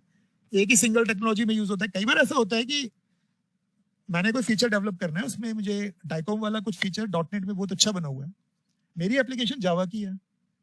अब या तो मुझे वो सारा .NET वाला भी जावा में कन्वर्ट करना पड़ेगा मोनोलिथ के अंदर, क्योंकि सारी एक ही टेक्नोलॉजी है. या मेरे पास ऐसा वे होना चाहिए कि जो भी चीज जहां अच्छी मिल रही हो वहां से ले लो, टेक्नोलॉजी भले ही कुछ भी हो. तो which is a easier way? I think second one is the easier way, कि भाई टेक्नोलॉजी डजंट मैटर ना, कि मेरे पास पूरा प्रोग्राम जावा में लिखा हुआ है, अगर .NET का मेरे को कोई ओपन सोर्स कंपोनेंट मिल गया जो मेरे काम का है तो I should be able to use that ना. लेकिन वो करंट आर्किटेक्चर में पॉसिबल नहीं है, क्योंकि मोनोलिथ तो सारा ही एक ही टेक्नोलॉजी में बनता है. तो उसमें तो मुझे सारा कुछ अगर जावा में बनाया तो जावा में ही चाहिए, पूरा PHP में बनाया तो सारा PHP में ही चाहिए. तो दिस इज अनदर चैलेंज, कि मेरे पास चॉइस नहीं है कि कहां से क्या उठा सकता हूं. एंड जितना मेरा, अब क्योंकि डाटाबेस मेरा सिंगल होता है, तो एज आई सेड कि database is the main contention point. तो जैसे हम प्रोजेक्ट मैनेजमेंट में एक वर्ड बोलते हैं क्रिटिकल पाथ. तो आप सारी एक्टिविटी कंप्लीट कर लो प्रोजेक्ट की, कुछ एक्टिविटीज ऐसी होती है जिनको कंप्लीट किए बिना आपका प्रोजेक्ट कंप्लीट नहीं होगा. मान लो आपने प्रोग्राम बना लिया, डेवलपमेंट कर ली, जब तक डिप्लॉय नहीं करोगे तब तक तो यूजर नहीं एक्सेस कर पाएंगे ना, तो डिप्लॉयमेंट एक्टिविटीज हमेशा आपकी क्रिटिकल पाथ में आएंगी। तो डाटाबेस आपका क्रिटिकल पाथ पे होता है कि आप सब कुछ स्टेबलाइज कर लो। You can have multiple application servers, you can have multiple web servers. Database generally आपका एक ही होता है। तो जब आपका डाटा बढ़ता जाएगा, जितना आपका डाटा टेबल्स में ऐड होता जाएगा, उतना ही क्वेरीज को रन करने में ज्यादा टाइम लगेगा, उतना ही आपका रीड स्लो हो जाएगा, उतना ही आपका राइट स्लो हो जाएगा। एंड एट ए पॉइंट ऐसा आएगा, फिर आप क्या करना शुरू करोगे, अगर आप डाटा को आर्काइव करना शुरू करते हो तो नॉर्मली जो ट्रेंड होता है ना, उसमें होता है कि अच्छा 3 साल 4 साल पुराना डाटा उठा के आर्काइव कर देते हैं, उठा के किसी दूसरे आर्काइवल डाटाबेस में डाल देते हैं, यहाँ से पर्ज कर देते हैं। पर वो पर्जिंग क्वेरीज को रन करने में भी टेबल लॉक्स लगते हैं, that also are very slow. तो ये इंस्टेड ऑफ दैट, अगर हमारे पास हर माइक्रो सर्विस का अलग डाटाबेस होगा तो these are easier to maintain, क्योंकि आपने प्रॉब्लम को स्प्लिट कर दिया। Rather than a single point of problem, you splitted the problem. और वो कहते हैं ना कि divide and conquer is the best strategy. Problem को जितना डिवाइड करोगे उतना ही कॉन्कर करोगे उसको। So this are the common problems with the monolith architecture. अब इन्हीं प्रॉब्लम्स को एड्रेस करने के लिए माइक्रो सर्विस आर्किटेक्चर इंट्रोड्यूस होता है। तो first is, I have already told कि आप इसमें बिजनेस फंक्शनैलिटीज के हिसाब से पार्टीशन कर सकते हो, तो it is domain focused and you can scale the functionality, you can scale the team. कहां पर आपको 2 बंदे लगाने हैं, कहां पर आपको 4। अब लॉन्ड्री सिस्टम है, वो कोई यूज नहीं करने वाला या कम यूज होगा, 1 बंदा लगा दो। बिलिंग सिस्टम आपको सबसे पहले तैयार करके देना है, 4 बंदे लगा दो। तो you can do the different team scaling, क्योंकि आपका हर मॉड्यूल इंडिपेंडेंट मॉड्यूल है। तो यहाँ का कोई भी डेवलपमेंट दूसरे किसी मॉड्यूल को इम्पैक्ट नहीं कर रहा, तो आप पैरेलल डेवलपमेंट भी करा सकते हो। आप 2 बंदे बिलिंग में लगा दो, 2 बंदे अपॉइंटमेंट में लगा दो, तो रजिस्ट्रेशन में 3 मॉड्यूल पैरेलल में डेवलप हो जाएंगे। अगर सिंगल कोड बेस होगा तो प्रॉब्लम आएगा, क्योंकि वो सब सीक्वेंस में काम करते हैं और एक ही यूनिट है, तब तक आपका रजिस्ट्रेशन कंप्लीट नहीं होगा, तब तक बिलिंग नहीं टेस्ट हो पाएगा। So this kind of scaling is not possible with the traditional thing. तो माइक्रो सर्विस में ये इजी है। Then fault isolation. तो इसके माइक्रो सर्विस में क्या होता है कि अगर आपकी एक पर्टिकुलर माइक्रो सर्विस ब्रेक हुई है तो बाकी माइक्रो सर्विसेज इंपैक्ट नहीं होगी, और उसको भी हैंडल करने के हमारे पास फॉल्ट टॉलरेंस मैकेनिज्म्स होते हैं। तो we can create a fall back plan कि अगर फॉल्ट कहीं पे कोई फेलियर हुआ तो this is a fall back plan, ऐसे रिकवर हुआ, चाहे वो आपको एक पेज पर ले जाएगा विच विल शो कि अभी ये सर्विस डाउन टाइम में है, जो भी है, but rest of your features will keep running. लेकिन ट्रेडिशनल माइक्रो सर्विस में तो एवरीथिंग गोज डाउन, पूरा सर्वर बैठता है नीचे। Then polyglot persistence. Micro service में आपके मल्टीपल डाटाबेस हो सकते हैं, और जरूरी नहीं कि सारे डाटाबेस माईसीक्वल हो गए या सारे डाटाबेस एक ही टेक्नोलॉजी के होने चाहिए, कुछ नहीं। आप एक पर्टिकुलर जगह पे NoSQL यूज करना चाहते हो, एक जगह पे पोस्टग्रेस यूज करना चाहते हो, एक जगह पे कुछ और करना चाहते हो, you can do that because you can use multiple databases. Loosely coupled application होती है, और एनडीएचपी स्टैंडर्ड्स की जो गाइडलाइंस है, most of the guidelines you can map it directly to the micro service architecture. तो जैसे आप बोलते क्लाउड फर्स्ट, तो मॉर्निंग में बता रहा था आपको कि क्लाउड पे होस्ट करना एक बात होती है, और क्लाउड के मैनेज सर्विसेज को यूज करके, उन फीचर्स को यूज करके बनाना एप्लीकेशन अनदर होती है। तो क्लाउड का सबसे पहला फीचर होता है इलास्टिसिटी, कि ऑटोमेटिकली स्केल अप हो जाएगा, स्केल डाउन हो जाएगा, जैसे लोड बढ़ेगा घटेगा। तो आपके एप्लीकेशन का डिजाइन भी ऐसा ही होना चाहिए। एप्लीकेशन का डिजाइन ऐसा नहीं होगा तो घटने बढ़ने से आपको कोई बेनिफिट नहीं होगा। तो micro service architecture, now we will talk, कि उसमें आपके पास कैपेबिलिटी है कि आप रन टाइम में सर्विसेज डिस्कवर कर सकते हो, लोड बैलेंस कर सकते हो। So this is a part and parcel of the design. And then advance technologies होती है माइक्रो सर्विस आर्किटेक्चर में, कि डिफरेंट माइक्रो सर्विसेज को आप जब इंटरेक्ट कराते हो तो क्यूरियोग्राफी और ऑर्केस्ट्रेशन टेक्निक्स होती है, तो आप इवेंट्स के बेस पे उनको कम्युनिकेट करा सकते हो, आप सागा पैटर्न होता है उसको यूज कर सकते हो, तो एक कॉन्फ़िगरेबल प्रोडक्ट बन सकता है आपका। So these are some of the advantages. Analyst team, any question here?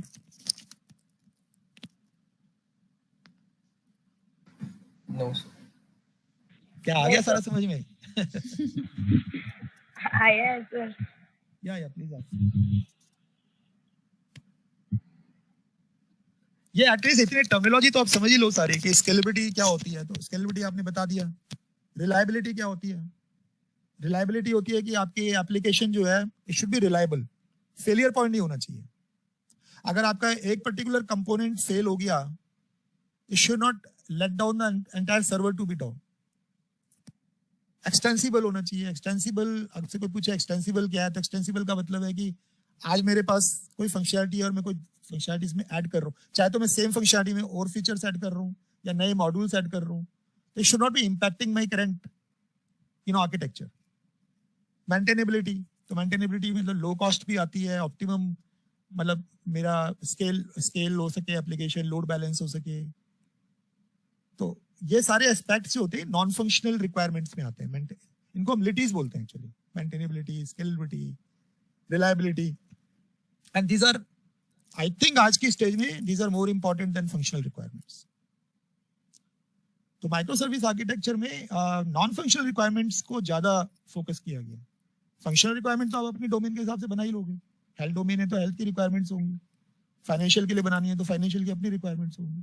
It's more focus on non functional requirements. And you should be clear कि माइक्रो सर्विस आर्किटेक्चर को आप एनडीएचपी के साथ कैसे अलाइन करोगे. तो मैंने और वेद ने एक एक्सरसाइज की थी पहले, एक बुक मैट्रिक्स बनाया था हमने, तो I will share it with all of you. उसमें आप देख लेना. तो दैट इज ऑल्सो पॉसिबल कि सारे लोग एक साथ माइक्रो सर्विस अडॉप्ट ना कर पाए, तो we should have a mechanism, evolutionary mechanism होना चाहिए कि इवन माइक्रो सर्विस आर्किटेक्चर के अंदर भी कितना वो अडॉप्ट कर सकते हैं. अगर सारा भी एक साथ नहीं कर सकते तो कितना एक साथ कर सकते हैं. तो based on that we can do kind of grading. कि किसी बंदे ने क्या किया कि अपने उसके पास कोई मोनोलिथ एप्लीकेशन थी, उसने रेस्ट टेक्नोलॉजी में कन्वर्ट कर लिया, स्प्रिंग बूट यूज करके रेस्ट टेक्नोलॉजी में डेवलप कर लिया. किसी ने कहा कि ठीक है मैं डाटाबेसेस अलग अलग नहीं करूंगा, लेकिन within the same database I can create multiple schemas और different set of tables with different read and write permissions. ठीक है, कर लो. कोई कहता है मुझे सीक्यूआरएस बाद में करना है, but I want to bring other features की माइक्रो सर्विस बना लेता हूँ, उनके अंदर कम्युनिकेशन मैसेज क्यू के थ्रू करा लेता हूँ या वेब सर्विस के थ्रू करा लेता हूँ. ठीक है, that is also one way. This everything is a micro service architecture. जो full scale micro service architecture है वो पूरा सीक्यूआरएस तक है जो हम लोग बता रहे हैं, लेकिन डिपेंडिंग ऑन उनका बजट और उनका मार्केट साइज और ये सब, they can also do a gradual adoption of the services. But ultimate goal ये है कि जितना वो माइक्रो सर्विस में ग्रेड अपना बढ़ाते जाएंगे, उतनी उनकी business problems non functional side में सॉल्व होती जाएंगी, and they will become a highly scalable maintainable application vendor.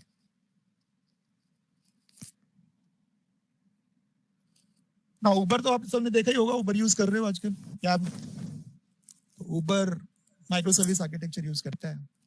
तो उबर के अंदर ये सारे मॉड्यूल्स हैं, आप देख रहे हो, passenger management, billing, driver management, payment वगैरह वगैरह, ये सारे उनकी माइक्रो सर्विसेज हैं. आप जब उबर ऐप से इंटरेक्ट करते हो तो सारी कॉल्स आपकी एपीआई गेटवे के पास जाती है, विच इज एज सर्वर, और वो डिस्ट्रीब्यूट करता है सारी कॉल्स को बिटवीन द माइक्रो सर्विसेज. तो one of the best example is Uber. दूसरा नेटफ्लिक्स. नेटफ्लिक्स पे आप सब अपनी मूवीज वगैरह देखते हो. नेटफ्लिक्स ने तो ऑलरेडी मतलब ये ओएसएस ही पूरा डेवलप किया है इसका. तो Google, Amazon, a lot of these big vendors, they are adopting the microservice architecture. It's a well-known architecture. Sir health care में कहीं यूज हो रहा है? अब होगा ना, जब एससीए मेंबर्स करेंगे इसको. अच्छा, अभी होगा. ठीक है. ये थोड़ा सा और डीप डाउन है, तो I will try to explain it in a non technical manner. तो सबसे ऊपर की लेयर आपके डिफरेंट डिलीवरी चैनल्स है. तो जो एनडीएचपी में बताया था ना उन्होंने कि आपका एक्सेस कंट्रोल डिलीवरी चैनल्स आपके अलग अलग होने चाहिए. आपका मोबाइल भी हो सकता है, वेब भी हो सकता है, सोशल प्लेटफॉर्म भी हो सकता है, पोर्टल भी हो सकता है, मीडिया ऐप भी हो सकते हैं, सोशल मीडिया ऐप, आईओटी भी हो सकता है. तो you should have different delivery channels, number one. अब डिलीवरी चैनल से आपकी जितनी भी इंटरेक्शन होगी सर्वर के साथ, वो नेचुरली आपकी रेस्ट एपीआई के थ्रू होनी चाहिए, ओपन एपीआई के थ्रू होनी चाहिए. तो open API, as I said, जैसे वेद ने भी बताया था कि ओपन एपीआई सिर्फ एक डॉक्यूमेंटेशन स्टैंडर्ड है. Please note, it's not a open source API. ये एक वे है कि ठीक है, अच्छा मैंने आपको कुछ चेक, आपने देखा बैंक का चेक होता है, उसका फॉर्मेट जो होता है वो आरबीआई डिसाइड करता है कि वो एक इस पर्टिकुलर फॉर्मेट में यूज होगा. पे आगे ऐसे लिखा होगा, नीचे सिग्नेचर होगा, साइड में डेट होगी, इधर ऊपर आपको क्रॉस लगाना है. तो जो आप एक फॉर्मेट को जो स्टैंडर्डाइज कर देते हो तो उसे क्या कहते हैं, स्पेसिफिकेशन. वो चेक का एक स्पेसिफिकेशन बनाया हुआ है. सिमिलर वे में अगर आप एक एपीआई आप पब्लिश करते हो, आप बोलते हो रेस्ट ऑफ द वर्ल्ड को कि आप ऐसे बनाओ अपने सिस्टम को। तो आपने बताया कि these are the methods, these are the parameters, ये रिक्वेस्ट आएगी, ये रिस्पॉन्स आपके पास आएगा। उसको स्टैंडर्डाइज करने का वे है, इसको हमने बोल दिया ओपन एपीआई। बाकी technology wise it is nothing, you can develop it in anything. तो ये ओपन एपीआई स्टैंडर्ड जो है, basically we prefer REST API क्योंकि वो लाइट वेटेड होती है। तो we need API gateway. API gateway क्या करेगा कि आपकी अलग अलग जो डिवाइसेस हैं उनसे आपकी रिक्वेस्ट लेगा, and this is one single server which is receiving all the request. ये एक तरह का ब्रोकर है। एज्यूम करो कि एक्सेस हेल्थ में हम 8 जनों की टीम है, लेकिन सारी जो रिक्वेस्ट है सबसे पहले अरुण के पास आ रही है, फॉर एग्जांपल डॉक्टर पंकज के पास आ रही है, उनके पास रिक्वेस्ट आएगी कि क्या काम है किससे, एंड देन वो रिक्वेस्ट पास ऑन करेंगे टू वन ऑफ अस। तो they are acting like a mediator between us and the rest of the people. तो people are not directly approaching Raghav, Akriti और Aditi to get the work done, वो sir के through आएगा। तो basically इसी तरह से माइक्रो सर्विसेज में जो भी इंटरेक्शन डिफरेंट माइक्रो सर्विसेज में होंगी वो सारी एपीआई गेटवे के थ्रू आएंगे। मॉर्निंग में भी आपको बता रहा था कि गेटवे सर्वर चाहिए अब, क्योंकि गेटवे जो होगा आपके बाकी इंटरनेट को आपके इंटरनल प्राइवेट क्लाउड से कनेक्ट कर सकता है।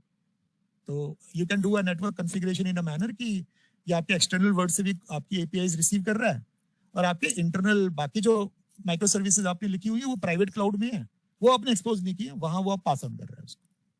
तो हाइब्रिड क्लाउड आप बना सकते हो उसको। And then on top of that और भी काफी काम करते हैं एपीआई गेटवे, सर्विस राउटिंग करता है। इसमें आप सिक्योरिटी लॉजिक भी लिख सकते हो, क्योंकि this is one single gate. अब यहाँ पर आप सिक्योरिटी लॉजिक लिख दिया कि जो भी कॉल आएगी उसको ऑथेंटिकेट करना है, उसको चेक करना है कि ये राइट यूजर से आई है। ये लॉजिक मुझे एक ही जगह पे लिखना है, instead of multiple micro services में लिखने के आप एक एपीआई गेटवे पे लिख सकते हो। आपको एपीआई एनालिटिक्स करना है कि कितनी एपीआई कॉल हुई थी। बिलिंग मीटरिंग का मैं एग्जांपल दे रहा था आपको कि SaaS के अंदर आपको ये भी पता लगाना होता है कि किस यूजर ने कितनी कॉल्स की हैं, और बेस्ड ऑन दैट आप उसको बिल जनरेट करते हो। तो ये जो बिलिंग और मीटरिंग का लॉजिक होता है ये एपीआई एनालिटिक्स से रिलेटेड होता है। ये लॉजिक भी आप एपीआई गेटवे पे हैंडल कर सकते हो। So all that kind of common logic you can handle, जैसे जो मैंने ऑरेंज कलर के दिखाए हुए हैं ऊपर। अब नीचे जो आपका इनर आर्किटेक्चर है ये आपका एक्चुअल माइक्रो सर्विसेज है। तो each micro service can be deployed on a cluster. तो जैसा मैंने बताया कि क्लाउड पे अगर आप एप्लीकेशन डाल रहे हो तो आपको या तो एक वीएम नोड चाहिए, या आपको सिंपल एक आपको डॉकर की इमेज फाइल चाहिए, या आपको क्यूबरनोड क्लस्टर बनाना है। और आप ऐसा भी कर सकते हो कि पेशेंट सर्विस मैंने 2 नोड्स के ऊपर डाल दी, थोड़ी कम यूज हो रही है। बिलिंग मेरी 10 नोड्स के ऊपर डाल दी, 10 डॉकर्स बना दिए उसके, क्योंकि वो सबसे ज्यादा यूज हो रही है। अपॉइंटमेंट भी 10 पे डाल दी, वो ज्यादा यूज हो रही है। लॉन्ड्री वाली एक ही पे डाली, वो बहुत कम यूज होती है। तो that kind of optimum utilization and allocation of resources I can do। तो ये अलग अलग आपकी माइक्रो सर्विस हो जाएगी, और हर माइक्रो सर्विस का अपना अलग अलग डाटाबेस होगा। एंड देन ये सारी माइक्रो सर्विसेज आपस में जो बात कर रही है, वो जो ग्रीन कलर की लाइन आप देख रहे हो नीचे मैसेजिंग चैनल, उसके थ्रू बात करती है। तो ये RabbitMQ या Kafka थोड़ा टेक्नोलॉजी में बोलते हैं इसको, तो they talk to each other through messages. तो ये इस तरीके से हो गया कि अच्छा ऑफिस में हम एक दूसरे से सीधा बात नहीं करेंगे, जो भी बात करनी है एक चिट बना के वहां पे एक बॉक्स रख देंगे, वहां पे रख दी। तो राघव को अदिति से कुछ बोल रहे हैं तो चिट बना के वहां रखाएगा, अदिति चेक करती रहेगी थोड़ी थोड़ी देर में जाके कि वो चिट खोलेगी, अच्छा राघव ने मेरे को ये मैसेज दिया है, based on that she will. तो they are not interacting with each other directly, they are talking through a channel, message channel. तो इसी तरह से सारी माइक्रो सर्विसेज डायरेक्टली एक दूसरे से बात नहीं कर रही, through a messaging channel they talk to each other, and they can talk through web services also, और they can talk to external services also through the same channel। और फिर नीचे आपका डेवऑप लेयर हो जाता है। यू हैव जैसे मैंने बताया कि GitLab हम यूज करते हैं फॉर द कोड रिपोजिटरी। उसके बाद में आपको टेस्टिंग टूल्स चाहिए, डिप्लॉयमेंट टूल्स चाहिए, तो ये भी सारे डेवऑप टूल्स चाहिए होते हैं। तो जो प्लेटफॉर्म या एनवायरनमेंट हम लोग सजेस्ट करते हैं ऐसी टीम को, तो उसमें डेवऑप और ये जो कुछ हमारे जो सर्विस कंपोनेंट्स पे चाहिए होते हैं, जैसे सर्विस रजिस्ट्री आपको चाहिए, एपीआई गेटवे चाहिए, फॉल्ट टॉलरेंस का कंपोनेंट चाहिए, लोड बैलेंसर चाहिए। तो ये सारी चीजें हमारे इन्वायरमेंट, इसको हम बोलते हैं माइक्रो सर्विस का इन्वायरमेंट। तो पहले आपका इन्वायरमेंट रेडी होना चाहिए, then only you will be able to write the individual micro service. वो आपका लॉजिक होता है, ये पेशेंट माइक्रो सर्विस है, रजिस्ट्रेशन की, ये अपॉइंटमेंट की, ये बिलिंग की, so on. So this is a kind of architecture जो यूज करते हैं। Somebody has a question here?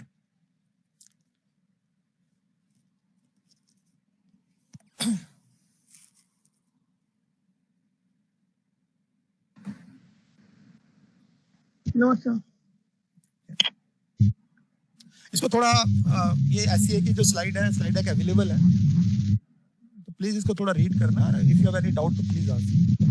Micro service सबको पता होनी चाहिए क्या है। Okay, sir.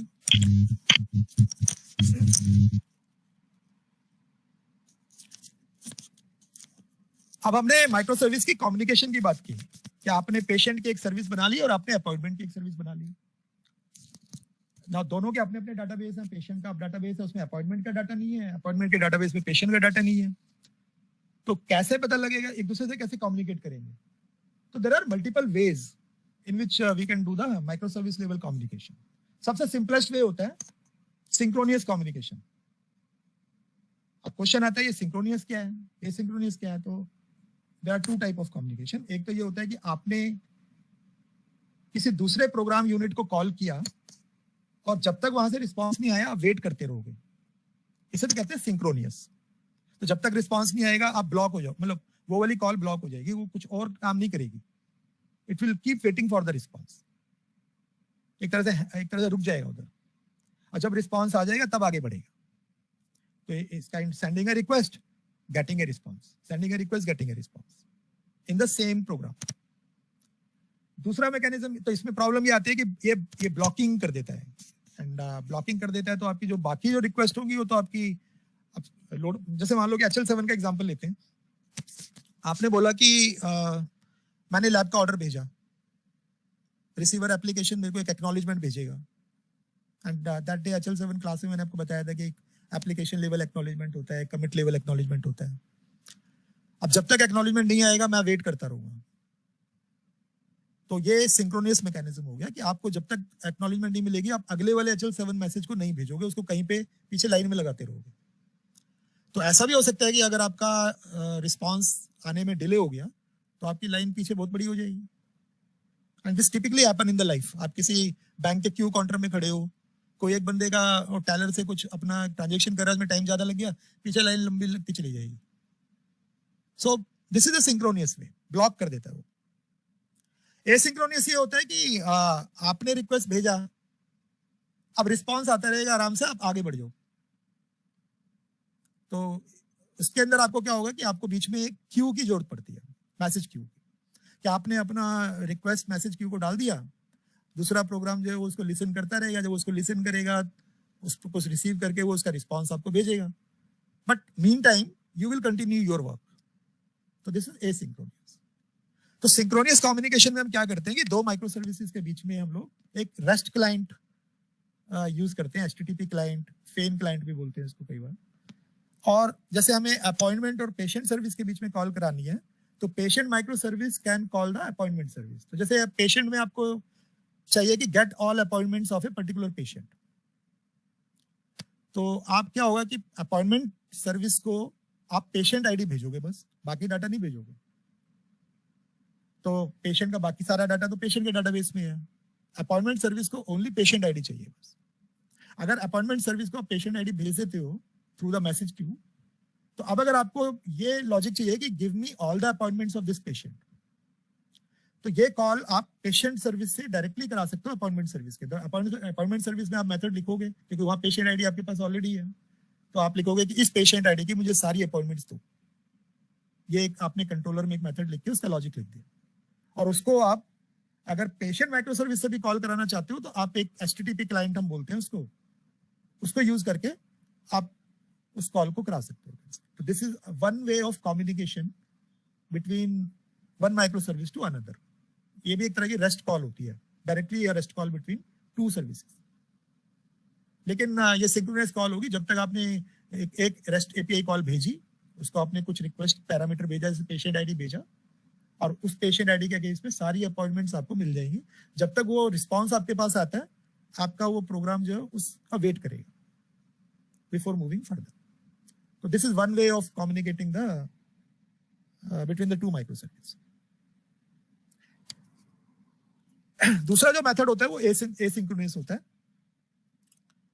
तो उसके अंदर जैसा आप देख रहे हो कि पेशेंट माइक्रो सर्विस है, पेशेंट उसका डाटा पेशेंट डाटाबेस में है, अपॉइंटमेंट माइक्रो सर्विस का डाटा अपॉइंटमेंट माइक्रो सर्विस में है, दोनों के बीच में एक मैसेजिंग क्यू है, ये पिंक कलर का। तो पेशेंट माइक्रो सर्विस और अपॉइंटमेंट माइक्रो सर्विस में क्या होता है कि अपॉइंटमेंट में अगर कोई इवेंट जनरेट होती है तो ये उस इवेंट को पब्लिश कर देगा क्यू के अंदर, और पेशेंट माइक्रो सर्विस को अगर वो इवेंट से रिलेटेड कोई डाटा चाहिए तो वो उसको क्यू से रिसीव कर लेगा। तो इस समथिंग लाइक के ऑफिस बॉय होता है सचिन, वो जो मिठाइयाँ बढ़ती हैं तो वो एक ट्रे लेके आता है, सबके सामने आता चला जाता है कि अच्छा ये, फिर हम पूछते हैं किसका है भाई, वो वहां गया था, उस मंदिर में गया था। तो यहाँ पर वो सचिन जो होता है ना, वो मैसेज क्यू की तरह एक्ट कर रहा होता है, और ट्रे को आप ऐसे लेके चलो, जो सीट होता है इस लाइक का मैसेज वो उसमें रखा है, बारी बारी आपके पास आता जाएगा, आप पिक करते जाओगे और आप खा लोगे उसको। तो इसी तरीके से कोई एक सर्विस तो अपना एक इवेंट का डाटा क्यू में डाल देगी, बाकी वो क्यू जो होती है उस इवेंट के डाटा को बाकी सर्विसेज तक पहुंचा देगा, और जिस सर्विस को चाहिए वो डाटा वो उसको यूज करके प्रोसेस कर सकती है। तो इसमें कोई भी डायरेक्ट इंटरेक्शन नहीं हो रहा सर्विसेज के बीच में, everything is happening through the queue. तो इसका मतलब जो इवेंट वर्ड हम बोल रही है, इवेंट क्या है? तो इवेंट भी एक तरह का डाटा स्ट्रक्चर है। तो अगर मेरे को पेशेंट का आईडी अपॉइंटमेंट को भेजना है, जैसे मैंने अभी बताया कि अपॉइंटमेंट सर्विस में आपको ओनली पेशेंट आईडी चाहिए, तो सबसे पहले पेशेंट रजिस्टर हुआ, उसका एक पेशेंट का डेमोग्राफिक डाटा सब डाटाबेस में स्टोर हो गया, एक पेशेंट का आईडी बन गया। वो पेशेंट का आईडी उसने इवेंट ऑब्जेक्ट में रैप करके क्यू में डाल दिया। उसके बाद में अपॉइंटमेंट सर्विस जो है उसको कंज्यूम कर रही है, लिसन कर रही है, वो उस इवेंट के डाटा ऑब्जेक्ट को उठाएगी, उसमें से पेशेंट आईडी लेके अपने पास स्टोर कर लेगी। अब उसके बाद में अपॉइंटमेंट में आपने पेशेंट आईडी स्टोर कर ली, तो जैसे आपको कहीं पे भी एक क्वेरी रन करनी है कि get all appointments of this patient, तो जैसे मैंने बताया था यू कैन डू दैट, या तो अपॉइंटमेंट सर्विस से कर सकते हो, पेशेंट सर्विस से भी कर सकते हो थ्रू ए रेस्टोरेंट। यहाँ पे कोई क्वेश्चन? राघव, आदित्य, पूर्वा? सर तो ये हम कोई एक यूज करते हैं। राघव दोबारा बोलो, आपकी वॉइस ब्रेक हो गई है। हेलो सर, मैं कह रहा हूँ कि हम दोनों यूज करेंगे, दोनों टाइप ऑफ कम्युनिकेशन, या फिर कोई एक प्रेफर करते हैं हम अबव द अदर? नहीं, आप कोई भी कर सकते हो डिपेंडिंग ऑन योर रिक्वायरमेंट। अब जैसे आपका ऑर्डर वाली फंक्शन, कहीं पर आपको इमीडिएटली कोई आईडी चाहिए, आप, क्योंकि एसिंक्रोनस में एक प्रॉब्लम ये भी है कि आपने क्यू में डाल दिया, अब दूसरा माइक्रो सर्विस कब रिसीव करेगा, तो बीच में थोड़ा गैप तो आएगा ना टाइम का, डिले आएगा। अगर आपको रन टाइम में आपको कोई प्रोग्रामिंग, आप लॉजिक लिख रहे हो कि आपको जैसे मान लो बिलिंग के अंदर आपको पेशेंट का आईडी चाहिए, और उस पेशेंट आईडी के बेस पे आगे कुछ आप प्रोसेस कर रहे हो, कोई लॉजिक कर रहे हो, you can not wait for the queue.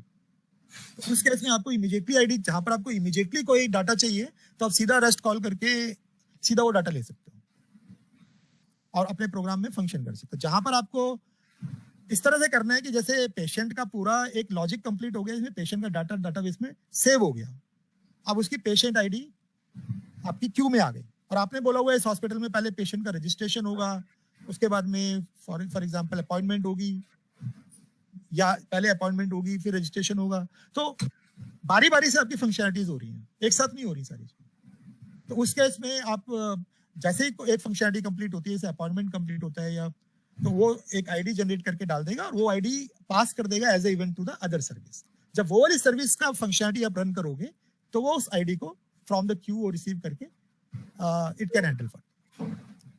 तो शॉर्ट में अगर मैं बोलूं तो जहां भी आप डिले एफोर्ड कर सकते हो, वहां एसिंक्रोनस कर लो, जहां आपको इमीडिएट प्रोसेसिंग में चाहिए आप सिंक्रोनस कॉल से भी कर सकते हो।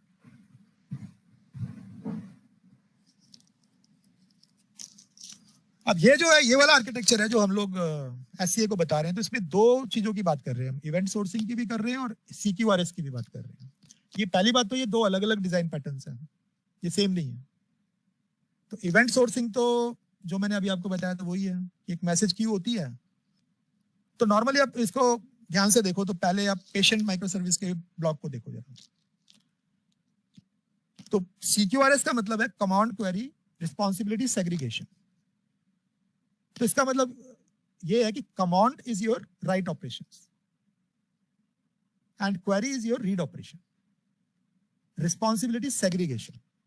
यानी कि आप रीड और राइट की जो रिस्पॉन्सिबिलिटी है उसको सेग्रीगेट कर रहे हो। तो ये थोड़ा एडवांस आर्किटेक्चर में आ जाता है। छोटी स्मॉल स्केल एप्लीकेशन में इसकी जरूरत नहीं हो सकती, ना भी हो तो चलता है, क्योंकि छोटी एप्लीकेशन है, ज्यादा वेंडर्स नहीं है, तो एक ही डाटाबेस में रीड करे राइट करे ज्यादा फर्क नहीं पड़ता। लेकिन अगर नेशनल लेवल पे कोई एप्लीकेशन बना रहे हो आप, बिग स्केल पे आपके यूजर बेस बहुत ज्यादा होने वाला है, तो सेम डाटाबेस में अगर रीड भी करोगे राइट भी करोगे तो परफॉर्मेंस में इशू आता है।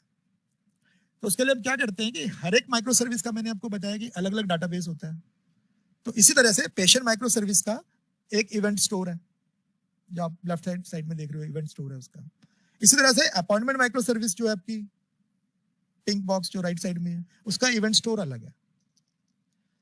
तो इवेंट स्टोर जो भी आप राइट ट्रांजेक्शन कर रहे हो डाटाबेस में, वो इवेंट्स की फॉर्म में डाटाबेस में सेव हो रही है, and you have a separate event store.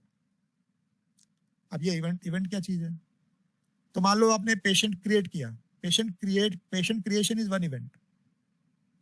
उसके बाद में आपने पेशेंट के मोबाइल नंबर को अपडेट किया, तो mobile updation is another event. उसके बाद में आपने पेशेंट को डीएक्टिवेट कर दिया, patient deactivation is another event. तो ये तीनों इवेंट नॉर्मल डाटाबेसिस में जो होता है एक ही रिकॉर्ड के अंदर अपडेट होती रहती है। तो पहली बार जब पेशेंट क्रिएट किया, टेबल में एक रिकॉर्ड बन गया पेशेंट का, उसमें मोबाइल नंबर है, कुछ है, और आपका एक्टिवेशन फ्लैग जो है वो डीएक्टिवेशन फ्लैग आपका 0 है। अब आपने उसका मोबाइल नंबर अपडेट किया, तो पहले उसका मोबाइल नंबर ए था, अब वो बी हो गया, लेकिन रिकॉर्ड वो एक ही है। उसके बाद में आपने उसको डीएक्टिवेट किया, तो जो उसका डीएक्टिवेशन फ्लैग पहले 0 था वो 1 हो गया, लेकिन रिकॉर्ड अब भी एक ही है। तो अब प्रॉब्लम ये आती है कि भाई कब किसने अपडेट किया, किस टाइम में अपडेट किया, ये डीएक्टिवेशन किसने किया, कब किया। तो इसको बोलते हैं कि ऑडिट लॉग मेंटेन करना है। तो हम कहते हैं कि हमारे पास ऑडिट लॉग होना चाहिए कि जिस टाइम में मोबाइल अपडेट हुआ उसका एक रिकॉर्ड होना चाहिए, जिस टाइम में डीएक्टिवेशन हुआ उसका एक रिकॉर्ड होना चाहिए। अभी तो एक ही रिकॉर्ड में सारा कुछ हो रहा है, तो हम उसको बोलते हैं events. These are all events. Patient creation was an event, mobile updation of the was one event, deactivation of the patient record was one event. तो नॉर्मल डाटाबेसिस में एक ही रिकॉर्ड में सब कुछ होता है। ज्यादा करते हैं वो एक ऑडिट टेबल अलग बना देते हैं। ये जो माइक्रो सर्विस आर्किटेक्चर है ये बोलता है कि अच्छा आपका जो सारा जो ट्रांजैक्शन है वो एक सिंगल रिकॉर्ड की तरह सेव ना होके इवेंट्स की फॉर्म में सेव होगा। तो पेशेंट जब क्रिएट हुआ था वो एक इवेंट का रिकॉर्ड बन गया, इवेंट डाटाबेस में सेव हो गया, राइट हो गया। उसके बाद में जब मोबाइल अपडेट हुआ वो अनदर एक इवेंट का रिकॉर्ड हुआ, वो भी उसी डाटाबेस में सेव हो गया with a different date and time. उसके बाद में जब आपने उसको डीएक्टिवेट किया, then this is a third event, वो भी उसी। तो अब आपके पास उसमें 3 रिकॉर्ड है, एक ही पेशेंट के 3 रिकॉर्ड है, 3 इवेंट्स है। और उसकी जो करंट इवेंट होगी, करंट स्टेट आपको कैसे मिलेगी? जब आप रिप्ले करोगे इन सारी इवेंट्स को, तो क्रिएशन से स्टार्ट करके और फाइनल इवेंट तक आओगे, तो फाइनल इवेंट क्या है उसकी, कि मोबाइल उसका अपडेटेड हो चुका है और वो डीएक्टिवेट हो चुका है। सो बैंकिंग ट्रांजेक्शन्स में ये बहुत जरूरी होता है, क्योंकि बैंक में आपने कब पैसे निकाले, अगर आप अपनी स्टेटमेंट देखोगे बैंक के अंदर तो पूरा बताता है, इस एटीएम से इतने पैसे निकाले, इधर इतना डिपॉजिट किया, इधर इतना ट्रांसफर होके आया, इधर इतना मैंने ट्रांसफर किया। It tells each and everything. जो मेरी पासबुक होती है, it tells each and everything. तो event store is also kind of a passbook. वो पूरा एक एक रिकॉर्ड को मैनेज करता है, रेदर देन एक ही इवेंट के, एक ही रिकॉर्ड के। तो ऐसा करने के लिए आपको क्या करना पड़ेगा? पहला चेंज ये करना पड़ेगा कि जो राइट आप कर रहे हो डाटाबेस में, वो एक सिंगल रिकॉर्ड में नहीं करोगे, हर एक इवेंट को आप राइट करोगे डाटाबेस में। तो you need a event store. अब दूसरी बात हम ये बोलते हैं इवेंट सोर्सिंग में कि जो भी इवेंट एक माइक्रो सर्विस में होती है, जनरेट होती है, उसे हम कहते हैं इवेंट पब्लिशर, क्योंकि उसने इवेंट को पब्लिश कर दिया, उसने जनरेट कर दिया। वो मैसेज क्यू में वो इवेंट डाल देगा बाकी माइक्रो सर्विसेज के लिए, अगर उन्हें कुछ लेना देना है उससे। तो जो बाकी माइक्रो सर्विसेज हैं वो थ्रू द मैसेज क्यू उस इवेंट को एक्सेस कर सकती है और उसके बेस पर वो अपनी प्रोग्रामिंग कर सकती है। तो जैसे आपने अपॉइंटमेंट सर्विस और पेशेंट सर्विस के बीच में एक इवेंट जनरेट की, किसी हॉस्पिटल की रिक्वायरमेंट है कि पहले पेशेंट को आप अपॉइंटमेंट कर सकते हो, जब अपॉइंटमेंट वाला पेशेंट हॉस्पिटल में आएगा, चेक इन होगा, तब आप उसको रजिस्टर करोगे। तो अपॉइंटमेंट माइक्रो सर्विस में आपने पहले अपॉइंटमेंट बुक किया, तो appointment booking is one event. उसके बाद में जब पेशेंट हॉस्पिटल में आया तो पेशेंट चेक इन, ये अनदर इवेंट है। ये दोनों इवेंट अपॉइंटमेंट के इवेंट स्टोर में पड़ी हुई है, और ये दोनों इवेंट उसने पब्लिश कर दी क्यू के अंदर। अब जैसे ही पेशेंट चेक इन वाली इवेंट आएगी, आपने पेशेंट माइक्रो सर्विस को सब्सक्राइब कराया हुआ है इस इवेंट के साथ, वो लिसन कर रहा है इसको, तो जैसे ही पेशेंट चेक इन होगा तो उस इवेंट के बेसिस पे आपका पेशेंट रजिस्ट्रेशन वाला लॉजिक रन करेगा, और वो वहां से डाटा स्ट्रक्चर से जो जो उसको डाटा चाहिए उसको लेके पेशेंट को रजिस्टर कर देगा। So this way the two microservices are working together. They are communicating to each other. तो ये एक जगह पर इवेंट को पब्लिश किया जा रहा है, एक जगह पे इवेंट को कंज्यूम किया जा रहा है, and you need a Q. तो ये वाला काम जो होता है इसको हम बोलते हैं इवेंट सोर्सिंग। अच्छा Raghav and everyone in the team, पहले ये अब इतने तक के पॉइंट तक आपका कोई क्वेश्चन है प्लीज आस्क। इवेंट क्या होती है, क्यू क्या करता है, are you clear on this thing? Any question? ये वाला कम्युनिकेशन चैनल कौन से डिपार्टमेंट में यूज कर सकते हैं? Any example? देखो एक एग्जांपल तो मैंने आपको दिया है कि एक आपकी हॉस्पिटल के लिए आप प्रोग्राम बना रहे हो कि अपॉइंटमेंट तो कोई भी डॉक्टर पेशेंट कर सकता है बाहर से, आपने वेब अपॉइंटमेंट दिया हुआ है, तो Yes. मैंने उसमें अपॉइंटमेंट दिया, लेकिन अपॉइंटमेंट करने का मतलब ये तो नहीं है कि वो रजिस्टर कर लेगा पेशेंट को रजिस्टर वो तभी करेगा जब अपने फिक्स टाइम पर वो पेशेंट हॉस्पिटल रहेगा और वो उसको रजिस्टर करेगा, ठीक है ना। तो पेशेंट तो जो अपॉइंटमेंट है उसमें आपके अलग अलग इवेंट हो जाएंगे कि अपॉइंटमेंट बुकिंग, अपॉइंटमेंट इसका अपॉइंटमेंट बुकिंग हो गया, उसके बाद में पेशेंट चेक इन हो गया, जब पेशेंट चेक होता है वहाँ पे। अब उसके बाद में पेशेंट रजिस्ट्रेशन को आपने बोला कि पेशेंट का जो रजिस्ट्रेशन इवेंट है वो होगा जब चेक इन हो जाएगी, तो पेशेंट चेक इन वाली जो इवेंट है उसके बेस पर पेशेंट का रजिस्ट्रेशन का लॉजिक डिपेंड करता है। तो ये एक वर्कफ्लो हो गया यहाँ पे कि पेशेंट रजिस्ट्रेशन तब होगा, तो आपने एक प्रोग्राम लिख दिया कि if patient check in then register patient. तो ये जो प्रोग्राम का लॉजिक है ये आपने एक वर्कफ्लो इंजन के अंदर लिख दिया कि जैसे ये पेशेंट चेक इन का इवेंट आएगा, ये इसको लिसन कर रहा है, इसके बेस पे आप पेशेंट का रजिस्ट्रेशन, तो वो क्या करेगा, पेशेंट का जो भी अपॉइंटमेंट में जो उसका नेम, डेट ऑफ बर्थ वगैरह जो भी था वो उसको लेगा, एंड उसके बाद में जो बाकी डाटा होगा वो यूजर की स्क्रीन पर दिखाई देगा, वो अपना उसे कंप्लीट करेगा रजिस्ट्रेशन को और वो सेव कर देगा उसे, और उसका पेशेंट आईडी जनरेट हो जाएगा, और वो पेशेंट आईडी जो है वापस वो अपॉइंटमेंट सर्विस को भेज सकता है थ्रू द वेब सर्विस, जैसे मैंने आपको पहले बताया था, तो वो पेशेंट आईडी वहां भी सेव हो जाएगी। तो इस तरीके से आप डिफरेंट मैकेनिज्म्स। अब दूसरा एग्जांपल आपका जैसे बिलिंग का एग्जांपल है कि आपने कहा कि किसी हॉस्पिटल में रिक्वायरमेंट है प्री एपिसोडिक बिलिंग की। तो प्री एपिसोडिक बिलिंग में ये होता है कि अच्छा पहले आओ सर्विसेज लो अपनी, लास्ट में बिल पे करो। तो पहले जाओ सीधा डॉक्टर के पास मिलो, रजिस्ट्रेशन के बाद डॉक्टर बताएगा अच्छा लैब टेस्ट कराओ, ये कराओ, वो कराओ, रेडियोलॉजी का टेस्ट कराओ, वो सारा होने के बाद फाइनली पेशेंट बिल पे करेगा एंड देन उसका कंप्लीट होगा। दूसरा होता है पोस्ट एपिसोडिक के पहले वो हॉस्पिटल में आएगा, उससे पहले कहेंगे अच्छा 400 रुपये निकालो डॉक्टर के रजिस्ट्रेशन के, वो पैसे पे करके डॉक्टर के पास जाएगा, फिर डॉक्टर उसे कहेगा स्लिप पे लिखेगा कि अच्छा ये लैब टेस्ट करा के लाओ, ये रेडियोलॉजी, फिर वो दोबारा काउंटर पे जाएगा, वो उनके पैसे पे करेगा, फिर वो उसको लाइन में बैठा देंगे कि अच्छा जाओ अब ये टेस्ट हो जाएंगे, वो टेस्ट की रिपोर्ट लेके फिर डॉक्टर के पास जाएगा। तो मतलब पहले बिलिंग है फिर उसके बाद में सर्विस है। तो इसमें दो, अब आपने अगर दो माइक्रो सर्विस बनाई हुई है, पहली सर्विस है आपकी केयर सर्विस, जहां पर आप ये सब सर्विस डिलीवरी का लॉजिक लिखा हुआ है आपने, लैब सर्विस हो गया, रेडियोलॉजी सर्विस हो गया, और दूसरा आपने लिखा पेशेंट का ये जो बिलिंग सर्विस। तो आप किसी जगह पे आपका वर्कफ्लो होगा कि पहले बिलिंग होनी चाहिए तब एपिसोड की सर्विस होगी आपकी, तब सर्विस की डिलीवरी होगी, और किसी जगह पे आपने कहा कि पहले सर्विस डिलीवरी होना चाहिए और फिर आपकी बिलिंग होगी। यानी कि दोनों माइक्रो सर्विसेज के अंदर जो फ्लो है वो लॉजिक आप चेंज कर सकते हो।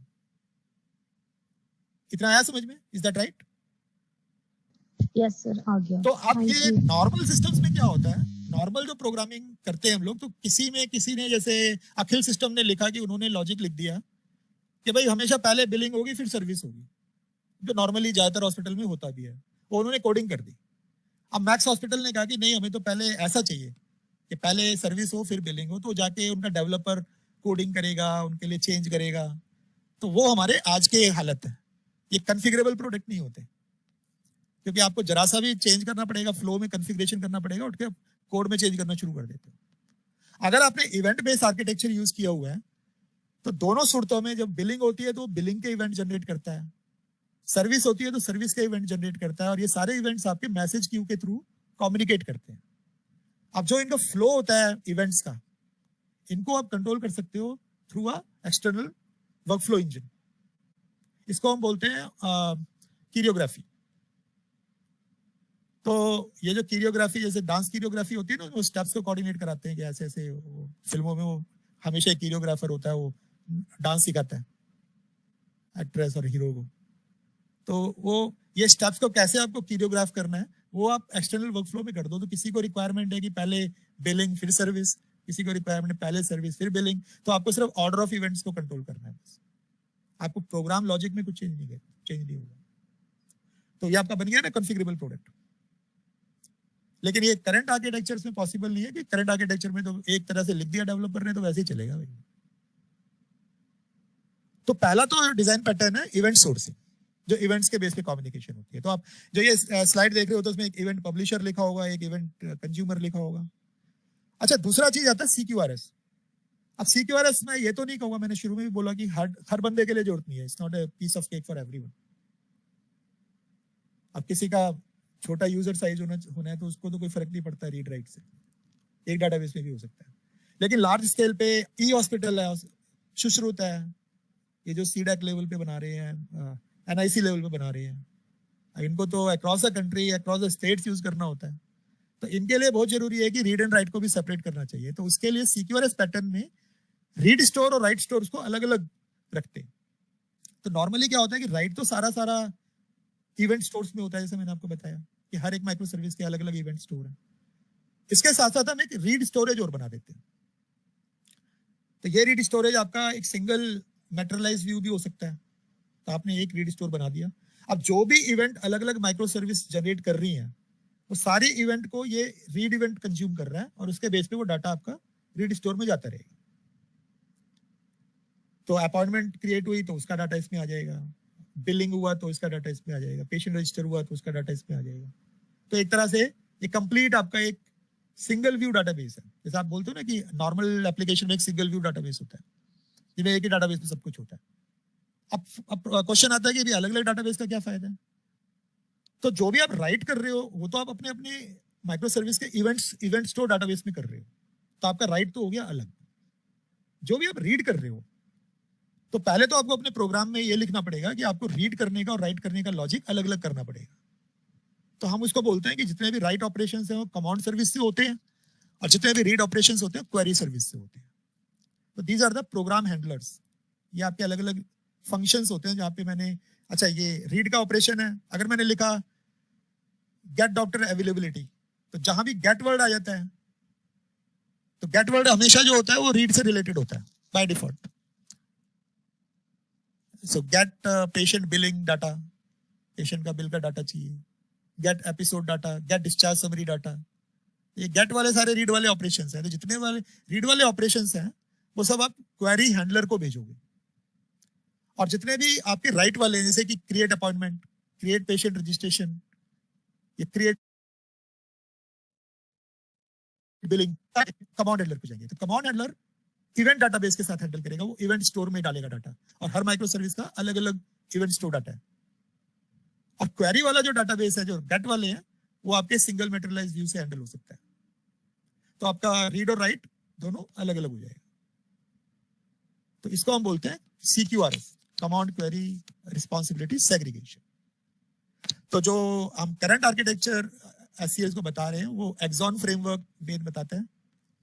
तो एक्सॉन फ्रेमवर्क में हमारे पास कैपेबिलिटी होती है कि ये इवेंट स्टोर्स को आप अलग कर सकते हो और आपका रीड व्यू अलग हो सकता है, बीच में आपकी क्यूज होती हैं।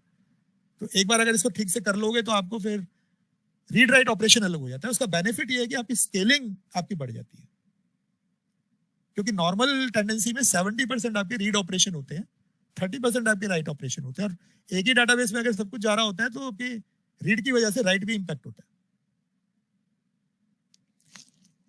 So any question here? I know it's a little technical.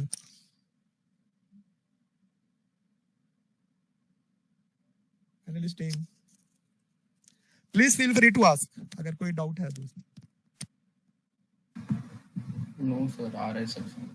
और इसमें एक बात और है कि कमांड के लिए डाटा स्ट्रक्चर अलग होता है, रीड के लिए डाटा स्ट्रक्चर अलग होता है, इवेंट के लिए डाटा स्ट्रक्चर अलग होता है। तो डाटा स्ट्रक्चर जो बनाते हैं हम अंदर, वो अलग अलग होते हैं इसके।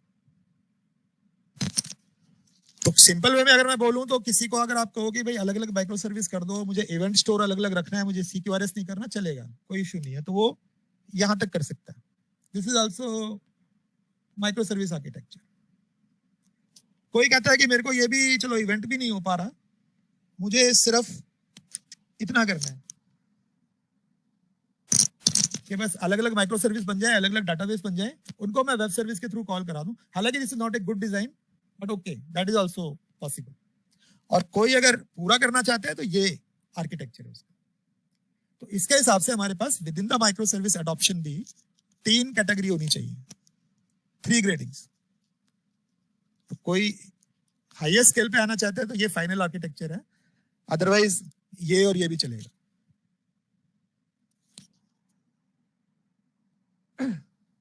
This I have already told. ये 2 तरह का मतलब कोऑर्डिनेशन पैटर्न है कि माइक्रो सर्विस आपस में कैसे बात करती हैं। तो मैंने एक तो आपको बताया है कि कोरियोग्राफी जो बताया था मैंने, कि जो इवेंट्स होती हैं, जैसे इसमें एग्जांपल में इन्होंने दिया हुआ है कि एक ऑर्डर सर्विस है, एक कस्टमर सर्विस है, और उन दोनों के बीच में जो ग्रीन कलर के ट्राइंगल्स आप देख रहे हो, इवेंट्स है। तो जैसे ऑर्डर क्रिएट हुआ, उसके बाद में क्रेडिट रिजर्व हुआ, क्रेडिट लिमिट एक्सीडेड हुआ, ये सब आपकी इवेंट्स है। एंड ये दोनों सर्विसेज एक दूसरे से इवेंट के थ्रू कम्युनिकेट कर रही है, and you can control the flow of event. तो इसे बोलते हैं कोरियोग्राफी। ये सिंपल आर्किटेक्चर है। अगर आपको ऑर्केस्ट्रेशन करना है तो ऑर्केस्ट्रेशन में नॉर्मली क्या होता है कि जैसे ये आपका राइट साइड का जो बॉक्स है कि एक ऑर्डर सर्विस है, एक कस्टमर सर्विस है। ऑर्डर सर्विस में आपको एक ट्रांजैक्शन मैनेजमेंट में पूरा लॉजिक लिखना है। आपको ऑर्डर क्रिएट करते टाइम आपको कस्टमर सर्विस का चेक करना है कि उसका रिजर्व क्रेडिट क्या था, फिर उसका रिजर्व क्रेडिट करने के बाद उसके बेस पे आपको कुछ लॉजिक करना है। तो जनरली व्हाट वी डू कि one of the service take the responsibility to control the transaction flow between multiple other services. तो उसमें हम एक सागा पैटर्न, ये रेड कलर का आप जो देख रहे हो बॉक्स, ये एक सागा क्रिएट करते हैं। तो क्रिएट ऑर्डर सागा करके हमने एक ऑब्जेक्ट क्रिएट कर दिया, और ये एक डिस्ट्रीब्यूटेड ट्रांजैक्शन कंट्रोल करता है बिटवीन, मतलब एक तरह से एक स्टेप्स को कंट्रोल करता है माइक्रो सर्विसेज।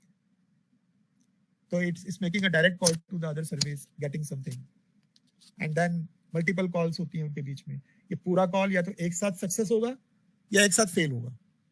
तो जैसे बैंक के अंदर आपका होता है ना ट्रांजैक्शन, कि आपके 2 अकाउंट हैं, आपने एक अकाउंट से डेबिट किया तो दूसरे अकाउंट में क्रेडिट होना चाहिए।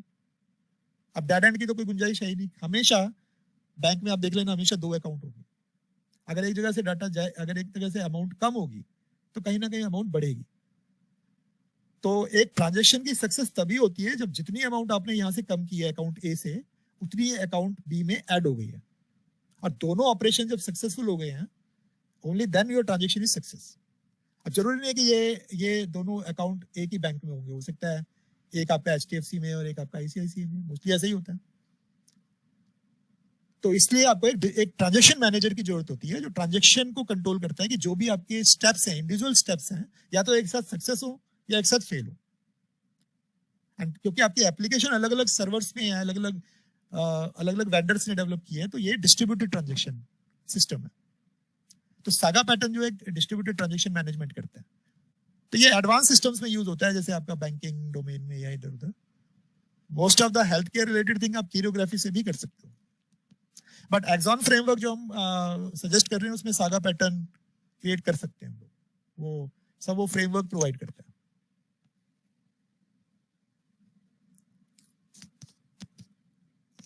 Somewhere I want to talk about one more thing.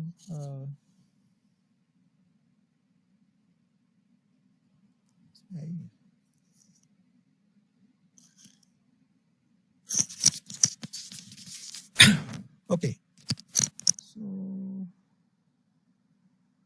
इससे पहले कि इस चीज को, इस स्लाइड को मैं एक्सप्लेन करूं, तो I want to tell you one more thing कि इसमें जो NDHP के हम कंपोनेंट्स के डिजाइन पैटर्न्स की बात करते हैं, स्केलेबिलिटी का, रिलायबिलिटी का, परफॉर्मेंस का, क्लाउड फर्स्ट स्ट्रेटेजी का, micro service architecture, how closely it is aligned to that. तो इसमें कुछ कंपोनेंट्स होते हैं हमारे, जैसे API गेटवे। मैंने एक बताया था आपको कि you always need few components. So जो and ये component आप अलग-अलग tech stack में use कर सकते हो, technology stack में. Netflix organization ने ये components develop किए थे Spring Boot के अंदर, जो open source components हैं, तो ज्यादातर SCA members को वे जो है उसी को बता रहे हैं. तो उसमें आपका जैसे आता है, मान लीजिए यूरेका सर्वर होता है. यूरेका सर्वर आपका डिस्कवरी सर्वर होता है, सर्विस डिस्कवरी सर्वर. तो जितने भी आप माइक्रो सर्विसेज बनाते हो, चाहे 4 बनाओ, चाहे 40 बनाओ, चाहे 400 बनाओ, सारी सर्विसेज को आप रजिस्टर करोगे एक सर्विस डिस्कवरी सर्वर के अंदर, which is the Eureka server. अब उसका फायदा क्या है? उसका फायदा यह है कि अगर आप सर्विसेज को रजिस्टर नहीं करोगे तो हर सर्विस का आईपी एड्रेस, पोर्ट अलग अलग होगा और वो आपका हार्ड कोडेड होगा. कोई आपने एक एप्लीकेशन एक बॉक्स में डाली हुई है, उसका आईपी एड्रेस ए है, दूसरा कहीं डाली हुई है, उसका आईपी एड्रेस बी है. और ये भी पॉसिबल है कि आपका कि एक ही सिंगल सर्विस के मल्टीपल इंस्टेंस रन कर रहे हैं, तो उसके भी अलग अलग आपकी सर्विसेज होंगी. तो अगर आपने हार्ड कोडेड आईपी एड्रेसेस वगैरह कर रखे हैं, तो जो आपकी रिक्वेस्ट आएगी उसको आपको लोड बैलेंस करना और रीच आउट करना, उसमें आपको लॉजिक में हार्ड कोड करना पड़ेगा. That will not be manageable. अगर आपको ऑटो स्केलिंग करनी है, जैसा हम क्लाउड में बोलते हैं कि लोड बढ़े तो आप ऑटोमेटिकली आपका स्केल अप हो जाए, ज्यादा इंस्टेंसेस पे लोड चला जाए, कम हो तो कम पे चला जाए, तो आपके पास अगर माइक्रो सर्विस के मल्टीपल नोड्स हैं तो आपके पास एक सर्वर होना चाहिए जो आपके डिफरेंट नोड्स के एड्रेसेस को रजिस्टर करके रखे. तो it's like a phone book. इस फोन बुक के अंदर सबके एड्रेसेस रजिस्टर्ड है. तो सबसे पहले रिक्वेस्ट आती है एपीआई गेटवे के पास, जिसको हम बोलते हैं जूल सर्वर, ZUUL, जूल. ये नेटफ्लिक्स में जूल सर्वर जो होता है, ये एज सर्वर या एपीआई गेटवे सर्वर होता है. तो जितने भी कॉल्स आप मोबाइल से, वेब सर्वर से करते हो, ये गेटवे सर्वर के पास आती है. गेटवे सर्वर में इंटरनली जो होता है एक लोड बैलेंसर भी होता है, रिबन बोलते हैं हम इसको, RIBBON, रिबन. ये लोड बैलेंसिंग करता है. और अब इस रिक्वेस्ट को मान लीजिए इसको 4 माइक्रो सर्विसेज में डिस्ट्रीब्यूट करना है कि ये ऑर्डर की आई है रिक्वेस्ट, ये ऑर्डर माइक्रो सर्विस के पास जाएगी, ये बिल की है, ये पेशेंट रजिस्ट्रेशन की है, ये अपॉइंटमेंट की है. तो ये चारों माइक्रो सर्विसेज के एड्रेस जो होते हैं उसको वो सर्विस डिस्कवरी सर्वर से मिलते हैं, जो आपको यूरेका सर्वर है. तो इसका मतलब ये है कि जितने भी बाकी माइक्रो सर्विसेज होंगी वो क्लाइंट की तरह एक्ट करेंगी and they will first make a communication to the Eureka server. वहां जाके उनको रिस्पेक्टिव माइक्रो सर्विसेज के एड्रेसेस मिल जाएंगे और उन एड्रेसेस पे वो वेब कॉल को भेजेंगे. तो ये काम जो है एपीआई गेटवे, रिबन और यूरेका सर्वर, ये तीनों मिलके करते हैं. एपीआई गेटवे जो होता है, it receive all the call, वहां पर आप कॉमन सिक्योरिटी मैनेज कर सकते हो. ये एक तरह का मतलब कि वेब कंट्रोलर की तरह काम करता है, राउटिंग कर सकते हो. यूरेका सर्वर है, उसमें सारे के सारे आपके सर्विसेज रजिस्टर हो जाती हैं. रिबन जो होता है वो आपका लोड बैलेंसिंग करता है. तो रन टाइम पे कौन से इंस्टेंस को आपको रिक्वेस्ट भेजनी है एंड किस एड्रेस पे भेजनी है, तो ये यूरेका सर्वर की हेल्प लेके ये उसको ऑटोमेटिकली लोड को बैलेंस कर देता है. तो ये तीनों कंपोनेंट मिलके जो होता है आपका माइक्रो सर्विस आर्किटेक्चर को स्केल्ड अप आर्किटेक्चर बना देता है. तो ऑटोमेटिकली आपके कितने भी कॉल बढ़ जाए, आपका यूरेका सर्वर ऑटोमेटिकली जो है इंस्टेंसेस को लोड करेगा. तो जैसे क्लाउड में आपने कॉन्फ़िगरेशन को अपने एक्सटर्नल किया हुआ है, तो first you need to externalise the config. तो हमें एक कॉन्फ़िग सर्वर चाहिए होता है इसमें जितने भी कॉन्फ़िगरेशन पैरामीटर्स होते हैं वो अलग में एक्सटर्नल फाइल में लिखते हैं. Based on the configuration file, अगर मान लीजिए कि आज आपके पास 4 नोड्स हैं जिसके अंदर अपॉइंटमेंट सर्विस रन कर रही है, बट सडनली लोड इंक्रीज होता है and you need 2 more instances, तो आपको न्यू डॉकर इमेजेस को आप बूट अप कर सकते हो with the help of the boot initialisation file, जो आपकी एक्सटर्नल फाइल है, और उसमें आपकी वो सर्विस रन हो जाएगी. वो ऑटोमेटिकली आपका रजिस्टर हो जाएगा यूरेका सर्वर में. यूरेका सर्वर में जब एक बार वो रजिस्टर हो जाएगा तो उसका जो एड्रेस होगा वो ऑटोमेटिकली एपीआई गेटवे को मिलना शुरू हो जाएगा, because it is acting like a client. ये ऑटोमेटिकली जो है यूरेका सर्वर से इसको पता लगने लगेगा. जैसे इसको सर्विस नेम आएगा कि मेरे को ये रजिस्टर करना है या मेरे को अपॉइंटमेंट करना है, तो based on the name of the API ये ऑटोमेटिकली जो है उसको डिफरेंट इंस्टेंसेस को एक्सेस कर सकता है. तो आप चाहे 4 पे रन कर लो या 10 पे कर लो या वापस 2 पे कर लो, आपको हार्ड कोडिंग करने की कोई जरूरत नहीं है. तो जो मैनुअल टास्क था कि आपको मैनुअली सर्वर्स बढ़ाने हैं, घटाने हैं, वो टास्क आपका ऑटोमेटिकली ये 3-4 कंपोनेंट मिलके करते हैं. इसके अलावा फिर एक कंपोनेंट होता है हिस्ट्रिक्स. तो जो आपका फेल ओवर होता है कहीं पे भी, अगर आपका फेलियर्स होते हैं तो उसके लिए आप फॉल बैक लिख सकते हो कि मान लो आपका अगर ऑर्डर सर्विस रन नहीं कर रही है तो आप उसका एक फॉल बैक मेथड लिख दोगे कि अगर मेरा ऑर्डर सर्विस रन नहीं कर रहा है तो ये यहाँ इस पेज पे जाना चाहिए, वहां पर आप यूजर को दिखा सकते हो कि भाई दिस सर्विस इज डाउन और समथिंग, तो यू कैन कंट्रोल दैट। इसी तरह से इसका एक सिंगल मॉनिटरिंग सर्वर होता है। फिर इसमें ELK करके का सेंट्रल लॉगिंग मैकेनिज्म होती है, जो this is little bit advance I am talking, but you should only know the names. तो E is the elastic search, जो सर्च की तरह यूज करते हैं हम। L is your logstash and K is Kibana. Logstash is generally analysis के लिए होता है, Kibana is your visualization tool. तो ये जितने भी आपके अलग अलग माइक्रो सर्विसेज में लॉग्स जनरेट होते हैं, ये एक सेंट्रल प्लेस पे आपको सारे लॉग मैनेजमेंट और एनालिटिकल डाटा आपको दिखा सकते हैं। तो ये जो डेवलपमेंट टूल होते हैं, तो ये कुछ कंपोनेंट्स आपको इंस्टॉल करने होते हैं जो माइक्रो सर्विस आर्किटेक्चर को स्केलेबल आर्किटेक्चर बनाते हैं। सो मिनिमम मोटा मोटा अगर मैं आपको बताऊं तो आपको 3 चीजें याद रखनी चाहिए कि इसमें एक API गेटवे कंपोनेंट होता है, and as the name is telling कि ये गेटवे है, सारी API कॉल्स की रिक्वेस्ट एक जगह पे आएगी और ये उनको डिस्ट्रीब्यूट करेगा अलग अलग माइक्रो सर्विस में, नंबर 1। नंबर 2, अलग अलग माइक्रो सर्विसेज का एड्रेसेस हार्ड कोडेड नहीं होता, वो सब जो है रजिस्टर होते हैं एक सिंगल यूरेका सर्वर में।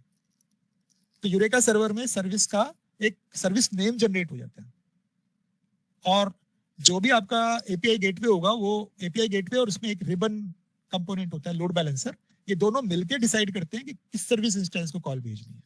तो that is a load balancing part. तो इतना आपको क्लियर होना चाहिए। तो ये जो चीज होती है ये ऑटोमेटिकली आपको रिक्वेस्ट को जो है लोड बैलेंस कर सकती है among the different micro service. Raghav, any question here? ये जो मैं बता रहा हूँ आपको, और एनीबॉडी? चलो पढ़ लेना इसके अंदर थोड़ा ही, एटलीस्ट नेम तो सीख ही लेना कि क्या गेटवे क्या होता है। Joule server, eureka server. Now the current slide which is there, this is a bolt-on approach. तो इसके लिए एक डिजाइन पैटर्न होता है, स्ट्रैंगुलर डिजाइन पैटर्न। तो if you see the left side में किसी कस्टमर की एप्लीकेशन है कि उसमें एक मोनोलिथ एप्लीकेशन है, कस्टमर का एक सिंगल डाटाबेस है, वो इसको यूज कर रहा है। वो हमारे पास आता है कि अच्छा मुझे माइक्रो सर्विस आर्किटेक्चर चाहिए, कैसे करना है। तो अब 2 रास्ते हैं इसके, या तो पूरी की पूरी सर्विस पहले डेवलप करे माइक्रो सर्विस, उसको पूरा टेस्ट करे, जब वो रेडी हो जाए तो पूरा वो रिप्लेस कर दे उसको, which is practically not possible, क्योंकि one fine day he will replace everything, तो उसको भी माइग्रेशन इश्यूज ये सब भी आएंगे। कुछ टाइम तो ऐसा चाहिए उसको जो उसके side by side existing modules भी रन करते रहे और नए मॉड्यूल भी रन करते रहे। तो स्ट्रैंगुलर पैटर्न में क्या होता है कि फर्स्ट ऑफ ऑल हमारे पास एक सिंगल राउटर होता है इसमें, जैसे मैंने API गेट पे बताया ना आपको, तो you should have one place जहां पर आप कॉल्स को डिस्ट्रीब्यूट कर सको। जैसे आपकी वेब से या मोबाइल से कॉल आ रही है, जो भी आपके एग्जिस्टिंग कस्टमर से रिक्वेस्ट आ रही है, तो आप उस रिक्वेस्ट को डिस्ट्रीब्यूट कर सको between the legacy application and the new module, new application. तो पहले आपके पास वो मैकेनिज्म होना चाहिए, तो वो मैकेनिज्म आपको डिस्पैचर पैटर्न एक होता है उससे मिल जाता है। डिस्पैचर पैटर्न में आप कॉन्फ़िगर कर सकते हो कि अच्छा ये सर्विस की कॉल इधर जाएगी, ये सर्विस की कॉल इधर राउट होगी, दैट यू कैन कंट्रोल। तो ये जो आप सेकंड जो बॉक्स देख रहे हो, तो उसमें क्या किया हुआ है कि ओरिजिनल एप्लीकेशन अभी भी आप यूज कर रहे हो, लेकिन कुछ नई फंक्शनैलिटी या कुछ स्टैंड अलोन फंक्शनैलिटी आपने माइक्रो सर्विस आर्किटेक्चर में नया मॉड्यूल बना दिया, and that you use along with the original application. और डिस्पैचर जो है वो आपका कॉल राउटिंग कर रहा है between the old application and the new module. अब जो कम्युनिकेशन आपको कराना है दोनों के बीच में, ओल्ड और न्यू के बीच में, तो जैसे मैंने आपको बताया था वेब सर्विस के थ्रू या इवेंट क्यू के थ्रू आप करा सकते हो। अब पहले मान लो आपने कहा कि रजिस्ट्रेशन वाला मैं कंप्लीट एक नया मॉड्यूल लिख लेता हूँ, बाकी सब जो मेरा चलता रहेगा एग्जिस्टिंग में, रजिस्ट्रेशन वाला पार्ट मैंने माइक्रो सर्विस में डेवलप कर दिया, तो रजिस्ट्रेशन मॉड्यूल बन जाएगा, बाकी बिलिंग और बाकी मॉड्यूल मेरे अभी भी ओल्ड सिस्टम में पड़े हुए हैं, and using the dispatcher and the Q मैं उनको साइड बाय साइड यूज कर रहा हूँ। धीरे धीरे करके मैंने फिर अपॉइंटमेंट वाला भी अलग कर दिया एक मॉड्यूल, उसको भी माइक्रो सर्विस में बना दिया, तो वो भी माइक्रो सर्विस इसी तरह से कनेक्ट हो जाएगा कि बाकी आपके फंक्शंस आपके ओरिजिनल में यूज होते रहेंगे, एंड रजिस्ट्रेशन और अपॉइंटमेंट आपका रेडी हो गया, तो now you can start using it. In fact SCM member should follow this approach. तो जो कहते हैं ना कि हमारा ऑलरेडी सिस्टम चल रहा है, we can not change it, तो they should develop each and every module and they should deploy it along with their existing module, and where आपको गाइड करना चाहिए उनको इस तरीके से, so that both can coexist. धीरे धीरे करके एक पॉइंट आता है जब आपके most of the module micro service में कन्वर्ट हो जाएंगे और आपको अपने आप ही मतलब कि ओल्ड सिस्टम की जरूरत नहीं पड़ेगी, देन आप उसको फेज आउट कर दोगे एंड सारा का सारा सिस्टम आपका न्यू सिस्टम पे आ जाएगा। सो this is sort of A bolt on approach. Bolt on approach में भी हम यही कहते हैं कि आपके एग्जिस्टिंग मॉड्यूल में आपको जो भी माइक्रो सर्विस चाहिए जो आपके सिस्टम में नहीं है, that alone you can use as a microservice architecture on top of your existing layer. Using the same architecture, you can implement the bolt-on.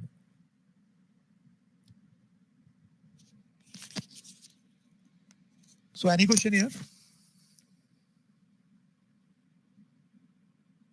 No, sir.